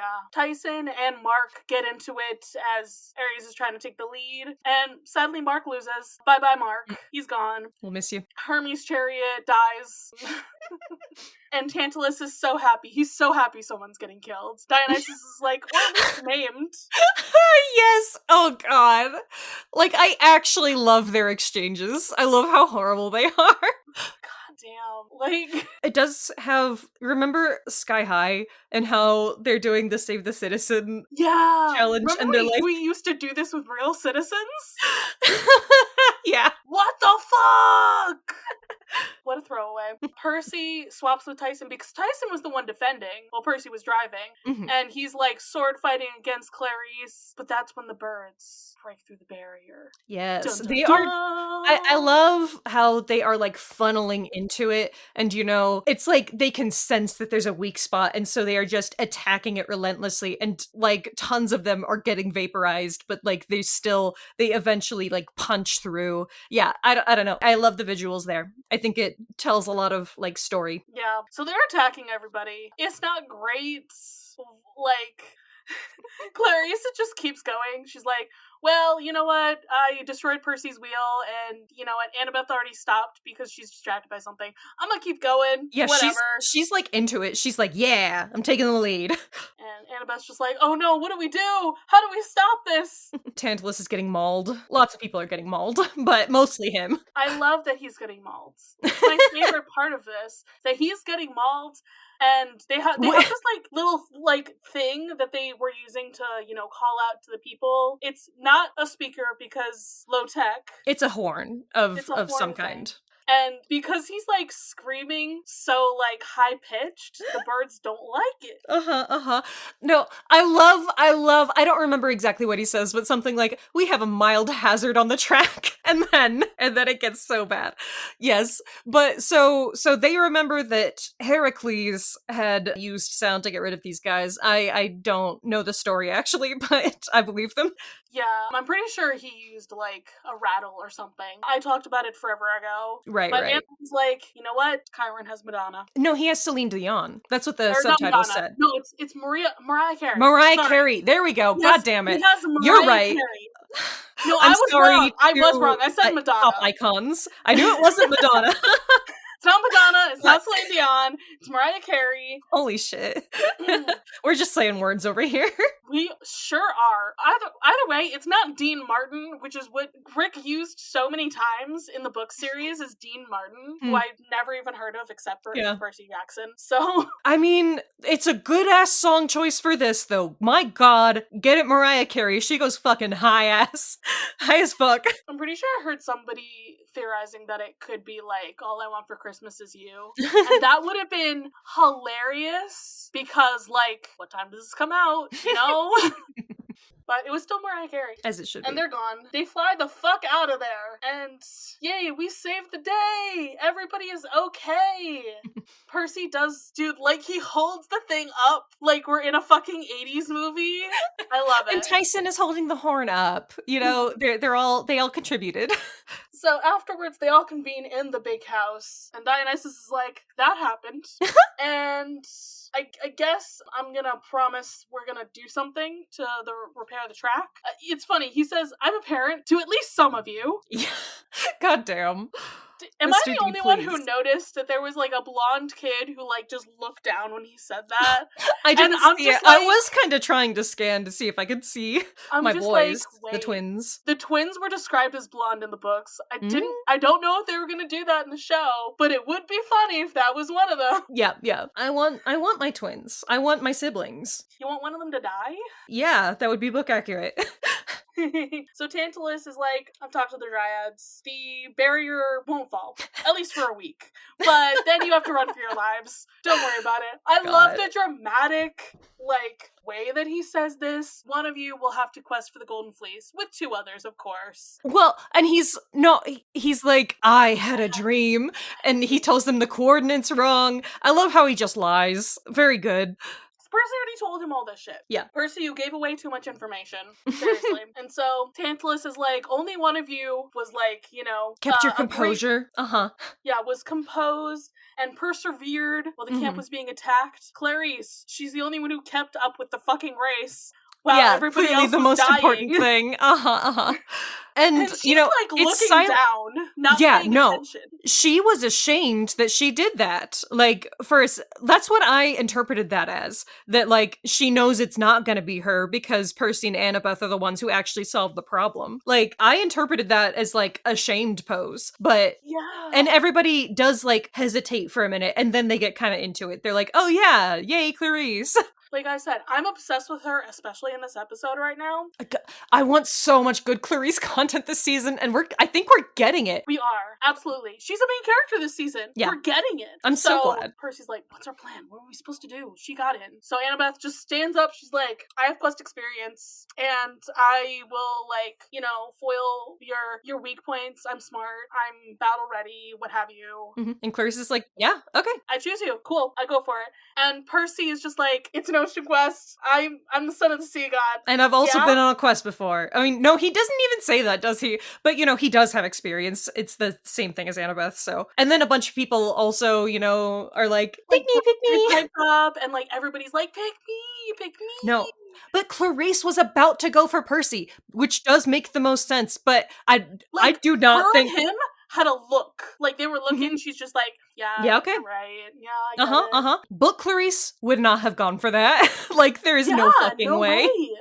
But no, show Clarice is like, okay, I'm gonna pick the best people for the quest. Which I don't... I have feelings about that as an actual strategy choice, because... when you're making a team, you don't want to pick people who you, like, actively don't get along. It's gonna cause friction. It's gonna make your group project go poorly. But... I feel like I have issues with how they do the questing stuff in the show a little bit, because they have to do, like, we're choosing teams in, like, you know, school kickball or something, like, in front of everybody, okay? Who's not gonna get chosen? Last time they even had, like, a whole, like, little ceremony for it, and this time we're just, like, you know, doing it right now, but whatever. Again, like, everybody is here, why don't you just do this unceremoniously? Like, so nobody's feelings get hurt, you're all children. And it really fucking sucks. Well, this is, you know, a Greek thing, and they have talked about how much focus they have on glory. So I think that it is, like, almost part of their culture to be like showing off, yeah, we're all going on a quest and it's a whole big thing for us, you know? I don't know. Yeah, so because, you know, Annabeth just kind of whispers, and Clarice whispers back, they're just like, what? Huh? Okay, fine. Yeah, I'm very curious about what she did tell Clarice, or if she was just like, don't take Percy. She's like, what? No? And she's like, yeah, don't do it. And she chooses Chris. I was like, reasoning man. besides crush. Yeah, no, she literally is like, I have a crush on that guy, and if I'm not taking someone who's more logical, then like whatever. I was like, holy shit, Chris gets to be in this season, like for real? Like I thought he was basically a cameo character. And you know, he's not gonna show up that much, as, you know, Clarice is not in all of the season of the story. Like, so Annabeth and Percy do their own thing for a little while. But like, he's gonna be here. Yeah. We're gonna get to like know him a little bit, and I'm like super excited. So my thing with Chris is that in the books we never meet him until he's already undergone this incredible trauma. Here, we're gonna get to know him, and it's going to increase the tragedy of that trauma. He's going to change as a person, and it's a whole thing. You know what I mean? You know what I mean? And like we did already have him last season. He was one of the people helping like introduce Percy to the camp. But now we're gonna get to know him as a person, at least a little bit. Yeah. So I'm very like, deeply into that. Him and Percy already have like this relationship of like knowing each other and like kind of being acquaintances, friends or something. And I think in the book at this point, Chris was already like, I think he was on the Princess Andromeda. I think he was already in the Titan Army. So I'm assuming this season. Yeah. No, Chris is never in the Titan Army. No, No, he is. I'm just thinking about how you're right. You're right. I was like, I thought, fuck. I have terror. Because, well, no, Chris, they find him in the labyrinth and they rescue him. You're right that he does do that for the Titan Army. I literally forgot. I literally forgot that Chris Rodriguez was in the Titan Army. But like, I thought that's what you were talking about. Like, no, yes. That so I was his just thinking, turn. I was just remembering that they rescued him from the labyrinth. I literally forgot that he was in the Titan Army at any given time. Yeah, no, I was saying that we're gonna see how he turns on these guys to maybe join Luke's side, or maybe he's a spy. Either he's a spy, or we're gonna see how he joins Luke's side. Okay. That's my theory. That is very exciting, and I think that you're right. I literally wasn't even thinking about that. I was just like, oh yay, Chris time. We're just gonna hang out with him. Yeah, and then it's supposed to be in the Titan's Curse that Chris comes back from the labyrinth, and we don't know exactly. Are you sure? I remember him getting mentioned I don't know. Yeah, he's mentioned in, because I was I don't remember them like talking about the labyrinth at all in the Titan's Curse. I'm looking at the wiki page. He is brought back to Camp Half-Blood but I don't think that they mentioned that he was in the labyrinth. Yeah, no, they don't. Okay. They just mentioned that My Clarice went on a quest that was like not talked about. Yeah, okay. She went on the secret mission and she brought Chris back and something happened to him. I am now tracking. Cool. So I'm just saying, like, there's gonna be some stuff going on with these two in this season, especially that we know that Annabeth doesn't go on the quest with those two, so they get more alone time. I'm really curious about, if Clarice already having decided means that she now only gets the one questing partner, or if now that Annabeth is MIA, she gets to pick somebody else. Pick Bronte. She's also named, and we could use somebody else. I don't know. Pick the random satyr guy who's just kind of there. So Tyson is like, hey, did you get the quest? How'd it go? No, Clarice got it. Oh, she's kind of cool, I guess. And she is. I mean, he's right. This is when he tells Percy that he heard something between Bronte and Annabeth, because it's like, yeah, Annabeth whispered something to Clarice, so that like to Bronte. Percy mentions that she whispered to Clarice. Okay, yeah. Yeah, like before, so he didn't get on the quest, and it's like, well, she also whispered to Bronte. Like, what's going on with Annabeth? Okay, we're not trusting her. Percy packs up. It's like, I'm out of here. But the poor boy gets scared in the dark. He doesn't want to be left alone. He's He's been alone for a long time and he finally has someone in his life who cares about him. You know? It sucks. It sucks. I'm sad. Percy does sleep for a little bit, and hey, we get a dream. This is the most important dream, okay? This is the most important dream Percy will ever have in his life. He sees Grover. Grover is already, like, swapped to what Percy was wearing. We don't get to see what Percy is wearing yet, though, because he opens the door and it's like, oh, that's how you know we're in a dream, because that's water out there. That's kind of weird and funky. And then we look down and see that Percy is in a wedding dress. Yep. I was really wondering if they weren't going to do it. They're doing it. We're doing it. Very good. It's important to me. Okay? And I like the way that they handled it too. You know, it's not like overly like, you know, it doesn't vibe as transphobic to me. It's just like, yeah, this dress keeps me safe, okay? Like, the Cyclops doesn't have good sight. He thinks I'm a lady Cyclops. Just, you know, it's all I can do to survive over here. Oh my god. Okay? I love the way that they are handling this, like all the little subtle things that they are doing to like hide information from someone who doesn't have it all, to seed information, to like reference things that we already know. This whole dream conversation I think is so good because Grover is frightened seeing Tyson sleeping. He's like, Cyclops! He does not get the chance to say that Polyphemus is a Cyclops. He says he's and then he jumps and says Cyclops. Like, it's so good. Yeah. It's so good because this is going to be a reveal for Percy and for anyone who doesn't know who Polyphemus is, I suppose. Yeah, it's so good. Also, Grover, I guess, found this in like an old ship or something, you know? Pretty cool that he just found a wedding dress. I mean, and a veil and everything. I guess that's what we have to assume happened the other time in the... No, in the book, he went to a wedding store, literally. Oh, how? That was the first chapter, is that he, like, was in Miami in a wedding shop, and the Cyclops, like, ran to him. What? The Cyclops followed him all the way to Miami. God damn, that's crazy. Huh. Yeah, it's pretty weird. This makes much more sense to me. I don't know. Like, I was not how did he do that? He doesn't have a boat, does he? Maybe he does. He's the son of Poseidon. He can do whatever the fuck he wants. Okay. Maybe he has a giant hippocampus. Maybe. Who knows? Maybe he can swim like the mermaids from H2O.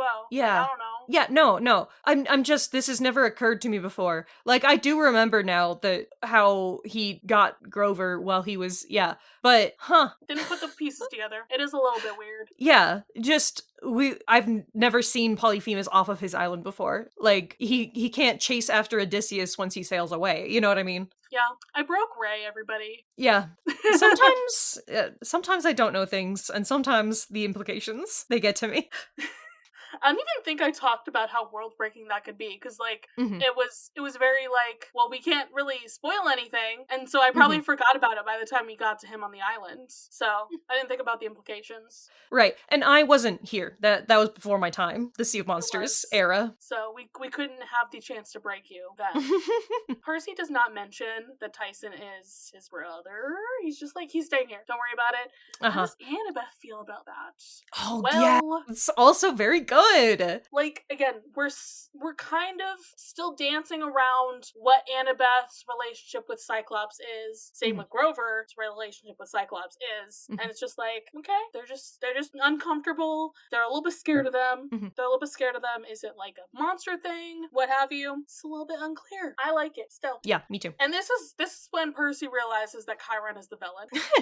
Because he's like, yeah, Annabeth was like convinced to betray me for some reason. I don't know why she's betraying me, Grover. And he's like, yeah, like, Grover, you betrayed me that one time, but only because Chiron told you to. He doesn't get the chance to like put it together, but I'm like, you're one step away, Percy. You're one step away. Yeah, so Grover's like, yeah, I betrayed you once. Percy's like, yeah, but that was because Chiron told you to, and he thinks about it. Like, I think that he does figure it out here. That he just doesn't say it outright. Yeah. Because Polyphemus is coming back, Grover has to put on his disguise, even though he's asleep. So I don't quite know the understand logic. Basically, their outfits just switch back, which, you know, you gotta put the veil on him. And Grover's like, how do I look? Beautiful. I love it. I actually loved that. This is bros and being it made me bros. laugh. It was good. Bros. Forever. Percy leaves. Tyson is sad because he's awake, maybe, when Percy leaves.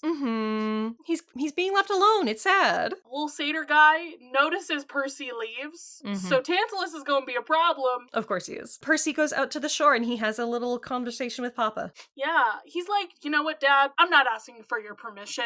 I'm gonna go on this quest anyway, but will you give me your blessing? And I'm just like, are you trying to be like this angsty teenager, or are you like, what is your game here, Percy? No, like, literally, he asks, I want to know that you are not going to stop me from doing this thing. And I think that he does, you know, as much as Percy has this issue with authority, he wants to be an independent person. He's also the kind of person who wants a father figure. He wants his dad's approval. So I feel like he's kind of like showboating like this defiance a little bit, but you know, deep down he really does, you know, want to have that relationship. Yeah, he's also like, I'm your only son. Well, okay.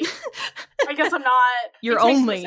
We'll need to talk about that at some point. Yeah, we're gonna have a conversation. But right now, I need to help my friend. Give me a sign. And Hermes appears, our god of messengers. He's like, quest approved. That's the message. That's all Dad said. That's all you get. He's not the god of verbosity. Yeah, thanks, Hermes. He also brought some stuff, some gifts, some presents, and not any snake friends. I'm mad. I'm very mad, but you know what? I do think that Hermes' joke here did make up for the non-snake friends to me, because Percy is like, you're the god of liars and thieves, and Hermes is like, well, yeah, I invented the liar, and a thief stole it, but we don't harp on that. It's so fucking good. It's truly, and Percy gives him nothing, and he's like, okay. I love making the joke about how he is a liar, and he invented the liar. My favorite things ever. So good. So. We have to do Hades Town at some point. There's a bit in Hades Town where he's talking to Eurydice for the first time, and he's like, I also play the lyre, and she's like, oh, a liar and a player. Yes, I was sent that meme by a friend yesterday, so. Wow. I did hear about synchronicity.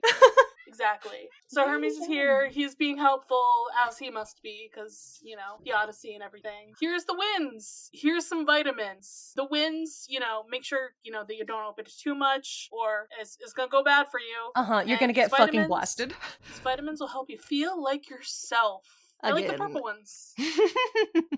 Yeah, perfect. Annabeth is going to check on Percy. Maybe to say goodbye, maybe to say I'm sorry. It's unclear what her goal is here. But Tyson answers and he's like, oh, I'm so glad. I was so alone. Yeah. He's like, thanks for coming over. It's the dark. Yeah. And she's like, what do you mean you're alone? And he's like, yeah, Percy left. And she's, where is he going? He's like, so a quest is when you go on an adventure with 3 friends. What is it called when you go by yourself and you don't tell anyone? It's called running away, Tyson. Yeah. He does say, like, yeah, he was mad because you told Bronte to beat him up. Ooh, okay. Well, Annabeth, you know that you fucked up. Just a little bit. Yeah. It's very obvious that Hermes is also like, yeah, I want you to save your friend, and also maybe my son, potentially. Yeah. He doesn't even say it. Percy is like, oh my god. Not Luke. I'm not doing shit with Luke. I hate him. I hate his ass. Why are you, for some reason, the best dad to your son who sucks? Yeah, he's trying to tear down Olympus. He's my son. He hates you. He's my son. You don't give up on your family. Yeah. Deadbeat dad Hermes is not a deadbeat. He just doesn't know how to parent correctly because he's a great god. He's doing his best. His best was not good enough for Luke, understandably. Sometimes shit happens. Yeah, Percy's like, I don't think he can be saved. It's too early for this Percy. It is too early. I get that he betrayed you and everything last season, but he's mad. It's giving Katara Avatar, someone who has like this very empathetic nature towards like everyone until they betray you, and then you're like, fuck you forever. You are now on my bad side. Okay, edits of Percy as Katara and Luke as Zuko, and they're in, like, the caves, I guess? in that highly romantic scene. I don't know. Yeah. Listen, we all know that Percy had a crush on Luke, right? Oh, God. Okay, so there's a cruise ship over there, and it's gonna take a while to get there if you don't leave now. But here's your boat. He has a pride boat. This is a pride flag. Okay? I want to know where the hippocampi are, because they are in the end credits. They are. So they have to show up at some point. I will riot if they're in the end credits, but they do not show up in the show. They will Just definitely saying. be here. But I do like that this is a reference to Rainbow, because it's a rainbow raft. Good. But also, it's a pride raft. It's gay. So immediately, Annabeth and Tyson roll up. Percy's like, "Oh, I gotta leave now before she can talk to me, because I'm mad at her and I don't want to talk." Does Tyson roll up? I thought he didn't show up until he saves him later. Oh yeah, he does in a second. But Annabeth's here, and Percy is like, "So what did Chiron tell you? That I can't be trusted? Like, what's going on? Why did you betray me?" Annabeth's like, yeah, because he's like, "We can't talk about this. If someone told you something bad about me, like, not, why would you believe them? Like, Percy is having a very natural, like, defensive reaction here. He's like, you clearly think poorly of me, and that's why you have done this. And I don't like that. But, clearly something else is going on. And then Annabeth opens up about some other stuff. She's like, "I didn't like it. I didn't like being a normal kid, because I can't turn off being a demigod and being anxious about everything and being killed all the goddamn time. I can't be a normal kid. You can do that, Percy. I can't." Doesn't work for me. And he's like, what, that means we can't be friends? Oof, that hurts. And he's like, "I think talking makes things less scary. So let's talk about this thing that Chiron told you." She's like, "I think that only is gonna make it scarier for me. So..." No, it's talking about this will only make it scarier is such an interesting thing for her to say. I'm so curious about what exactly Chiron told her and, how she thinks that's going to affect Percy. I think that she agrees with Chiron that Percy should not know about this prophecy. Again, want to know what it is. I feel like, so it's gonna be like how they did the prophecy, I think, in the first season, where we only got like parts of it later on, like we didn't see the full scene. We saw part of it, and then it's like, oh yeah, well, there was also this part about being betrayed by someone who calls you a friend. And you see that right before Percy picks like Annabeth and Grover and everything. It's like, oh, interesting, Yeah, and we knew for a while in the books that it was about a half-blood of the eldest gods, but we didn't know the rest of the prophecy. And turning 16, yeah. Maybe we learned that later. Maybe that was next book, but still. No, yeah, I don't remember exactly, but yeah, I know that we had very segmented information for a little while. If we don't learn it this season, we're gonna learn it next season, that it's because that's the whole plot with Thalia next season, specifically. So this is when Tantalus comes in. He's got a crossbow made by the Hephaestus kids. For some reason, they want to kill half-bloods. He has celestial bronze-tipped arrows. We're finally talking about celestial bronze. Like, I think this is the first time we've really mentioned it. I don't know. I don't remember. He's like, yeah, it's perfect for killing monsters. And also demigods. Yes. I don't think that the Hephaestus kids have a special demigod killing weapon. I think that he just took a crossbow. Yeah. They might have made it for him. And it might have been for monsters because it's, celestial bronze. But again, I think this man wants to kill them and eat them. Oh yeah, very clearly. So that nobody... Oh my god. That nobody will find the bodies. He can't eat them. He literally can't. It's against his shit. But they're not food. So maybe he can. Maybe that's the secret, is that he can eat kids. I'm just saying. This is gonna be one of the things the hills I die on. Oh my Percy god. does do something pretty badass here. Tyson comes, the three of them jump on the boat as the crossbows coming towards them. Builds a hole in the ship. The second bolt, Percy deflects it like he's in fucking Marvel movies. What's going on here? And Tantalus throws a little tantrum. Yeah, a tantrum. Just a tantrum, I guess. And yeah, they patch up the boat and they can never go back to camp now, according to Annabeth. Which, okay, Annabeth says that, or Annabeth's thought here is that they've broken the rules. Mm-hmm. They've gone without permission. Well, Percy just got permission from his dad. He did, yes. Quest approved. I think that's going to come back at the end of the season when they come back to camp. Mm-hmm.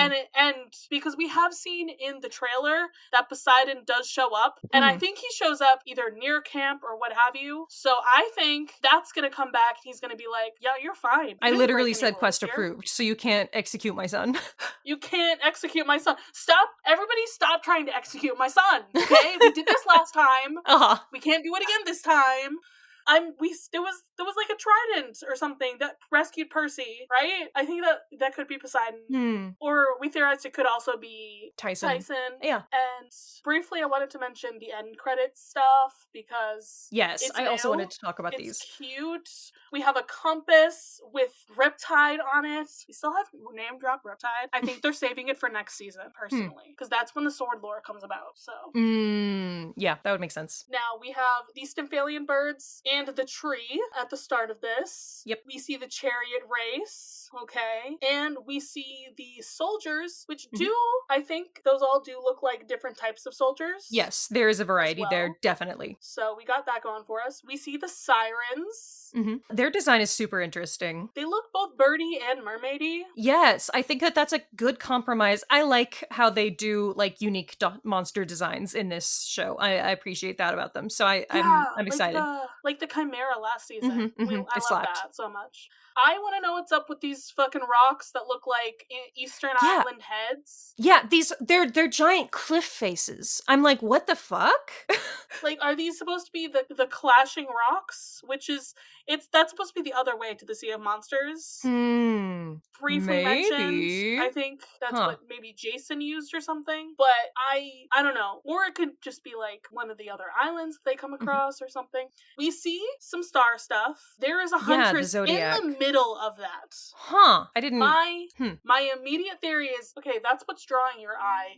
That is some stuff for next season. That is immediately some like, hey, it's gonna happen, Easter egg for next time on Percy Jackson. So I think that the reason that we would have a star chart like that here, though, is maybe talking about Percy navigating by the stars later. I think so. We also get the winds, and there's, I think that's a cannon as well in the winds. We get the boat, the cruise ship, and the Princess the taxi. Andromeda. Yep, Grey Sisters. Little taxi cab. And then I think is Circe is this. Yes, that's what I thought too. With the smoking goblet. So the only thing that so the faces, I'm like, I don't know what's up with that. This palace, I'm like, I'm not sure what that is supposed to be. I want to say the palace is Circe's palace. Okay, that would make the most sense. We just saw her. It looks so important. Palace. Inside we heard a voice. Seemed to show no malice. Yep. That tracks. So that's our current theory for that. That's it does make me wonder, though. We have not seen the room with the decaled windows that we saw in the trailer. That you were like, is that their cabin? I did not see those windows in these 2 episodes. I don't think it was their cabin. What the fuck is it? So I'm like, does Percy go to an underwater palace at some point during this season? Not as far as I'm aware. Like, he certainly doesn't in the book, but I'm wondering if they are gonna like move that up, like going to see Poseidon underwater. And if that's his palace. Yeah, I was gonna say, when he does in the books, he goes to Poseidon's palace maybe when Tyson's there. One time when Tyson's there, one time when Tyson's not there. But either way, it's like, Right. He goes down for war planning. So, like, yeah, very late in the series. Yeah. We see more of those... Okay. We see Charybdis and Scylla. I was gonna say, we see these, like, twisting serpentine monsters. That, I want to say, could be Scylla. That seems very Scylla to me. We see the tentacle, very important tentacle. Of and course, the tentacle turns into Charybdis with the many, many teeth. I'm assuming we are not going to have her with her braces. No, it does not appear so. And then we see the fucking coffin at the bottom of the ocean. Are they gonna find the coffin at the bottom of the ocean, or is this just like, symbolic, 2 sides? somehow things. Yeah, I'm wondering if we, I mean, it is very explicitly underwater. I'm wondering if we're going to see the coffin underwater. I wonder if we're going to spend a significant amount of time underwater. Add some of that shit in. I don't know. I don't know. Hippocampi do appear. Yay. They are rainbow colored. Doing their shit. And then, there's the eye imagery where it's obviously going to be Polyphemus' island. And then you see it all together and everything. Yeah, it's so good. I was really, really enjoying watching this both times. I did notice a little detail of we see Tyson's actor's name next to the hippocampus. Just saying. I'm hoping Rainbow appears. Okay? If it doesn't happen, I might riot. That's it for this episode. And this premiere of 2 episodes of Percy, Jackson and the Olympians. God damn, we did this for so long. I mean, what were we expecting? I don't even think I got to talk about how, like, in the first episode, freaking Dionysus was chowing down on his popcorn just to taunt Tantalus while he was talking, and he's like, he is an asshole. Excuse me. It's like, oh, I'm sorry. With more in his mouth. Like, I love them. So... Oh, yes. I didn't mention that at the very end of the episode, Tyson is like, now we're on a quest. And I'm like, haha, they're 3 friends on an adventure. Oh, wait. It's so good. Was there a thing for next episode? There was. Clarice starts out her prophecy. You will go west, or no, east. I don't remember the beginning of Clarice's... Go west and face the god who is turned. Yeah. Not that. The other one. She says the first line of her prophecy, and then we see Luke in his stupid-ass little sweater vest. Those are the 2 things that I remembered that I appreciated. You shall sail the iron ship with warriors of bone. Yes, very exciting, very good. We see all those warriors. We see Ares walking up as well. We do. He's gonna be there, doing his shit. We see the Princess Andromeda. It is a fucking cruise ship. They're climbing onto it. The Laestrygonians are gonna come back. Did you notice that? Because Tyson is being taught how to make a fireball by them. Oh, cool. Interesting. What? What? I have questions. We get more of those Titan Army guys, especially Allison Sims. Oh, I think the Laestrygonians might be replacing the Bear Brothers who were in the book. That could be it. Yeah. Less characters to keep track of. Yeah. I do love Luke's preppy look, though. Okay? He's serving. God. I literally laughed out loud when I saw him. And that's it. That's the episode. That's everything. You know what? My plug today is just gonna be go watch it. If you haven't fucking watched it, go watch it. Go rewatch season 1, even. Like, I feel like so many people are like, yeah, season 2 is so much better. I'm like, I loved season 1, though, okay? Like, it can be better, but don't knock season 1. Okay? I'm gonna miss my MILF. She's not gonna get a lot to do this season. She was in the 1 episode. Yeah, we will miss her. My plug, I've recently watched all of the anime Betrothed to My Sister's Ex, which is kind of a terrible title because it's a Cinderella story kind of thing. Her parents are awful and mistreat her, and she is basically the servant of the household. And then they have some interesting twists and turns that they take with that concept. One of the first things that they do is that her siblings aren't awful to her. They're just, also under the thumb of these, people. And so what that title kind of buries the lead on is that her sister fucking dies. And then they send her off to get married to this baron because they need the engagement gifts and money. Yeah, and I watched all 12 episodes in one day, and it seems to be finished. They did the whole plot. There are some twists that I found pretty obvious, but I won't mention because it's technically a spoiler.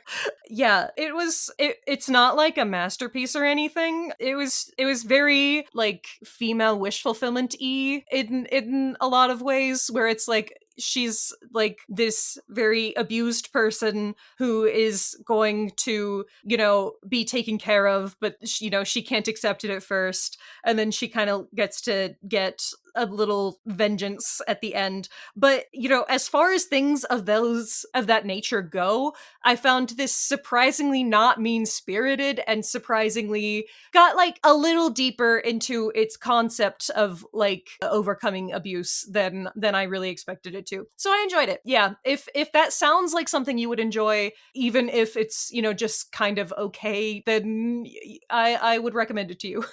That's all. I guess you should release us from this mortal coil. Yeah, I certainly will release you, because I'm coming at you, crossbow in hand. Oh shit. You better get on your little rainbow dinghy here and go off to that cruise ship, because I'm coming after you. I'm gonna kill you and maybe eat you. I don't know. You can try. So get the fuck out of my camp. All right, everybody. Bye. Bye.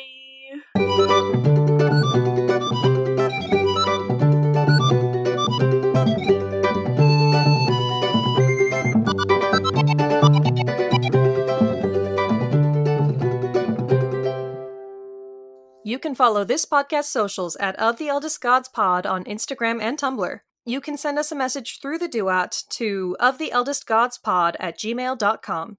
If you'd like to support us financially, join us at patreon.com/oftheeldestgods. By becoming a patron, you can join the Deus Ex Media Discord server, where you'll be able to chat with us and other listeners about the Riordanverse or whatever else. Our $5 patron tier also gets you access to Against All Odds, our monthly bonus show.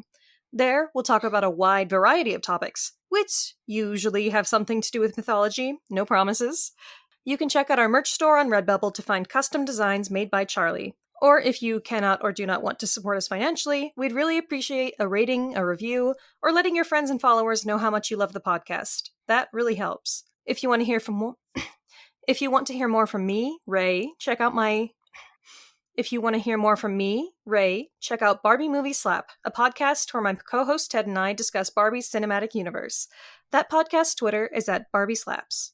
You can follow me, Charlie, at GreenPixie12 on most platforms. I also have an art Instagram at GreenPixieDraws. You can also hear my voice on 2 other podcasts. I co-host another podcast on the network with the meme maker Robert called The Bits, where we talk about the Cartoon Network show Steven Universe. I also co-host a non-network podcast with my buddy Ethan called Mysteries in the Machine, where we talk about all things Scooby-Doo. Our music was created and produced by Isabel Strauss-Riggs. You can find Isabel at Kane I, that's I is in the body part, on Instagram and Twitter. She also currently makes video essays on the YouTube channel Kane I. Feel free to message her about making music for your project or editing your podcast. Of the Eldest Gods is based on the series by Rick Riordan. Right now we are discussing The Kane Chronicles. Remember to follow us on your favorite podcatcher and meet us back here every Thursday. Have you ever gotten so distracted in Stardew Valley that you forgot to sleep? Have you realised that you have a whole room in your house full of dolls? Or have you even bored your friends to sleep talking about your passion? Well then, Content Capable is the podcast for you.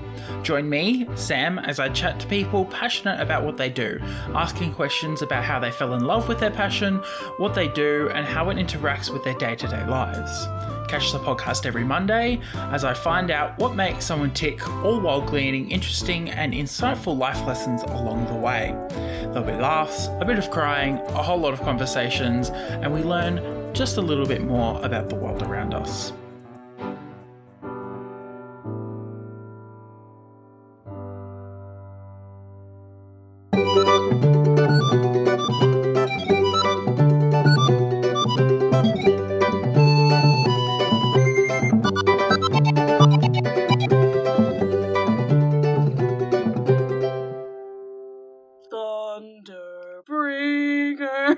That was a pretty good low note. I'm proud of you. I can do low notes pretty good. I'm not gonna lie. Thunder, bring her. I'm proud of myself. That wasn't bad. This is. Bring her. I'm very impressed by what's going on the here. Judgment call, the one who makes her kingdom fall. Oh wow, it's both of our songs that are stuck in our head. Okay. I had a sneaky suspicion it was going to be the exact same song, and I'm not surprised, and yet somehow surprised. See, it's a reprise in one song to another song. So there's a bridge. There's a bridge there. Exactly. Sam, have you listened to Epic? I listened to a couple of tracks, Sam. maybe an album. Okay. Yes. So I listened to the first few like releases. Like I think the first 3 were like out when I was, looking it up on like Spotify or whatever. And so I was like, this is cool. I like it. It was like whatever though. I highly, highly recommend that you just look up a playlist of animatics on YouTube and like, you don't even have to pay like that much attention. If you just like have that on while you are listening and like kind of watch it, it will make it like so much more like coming to life. There are animatics for literally every single song, like multiple choices. And like it helped me connect to the story like so much better. So highly recommend it. Dave X Media.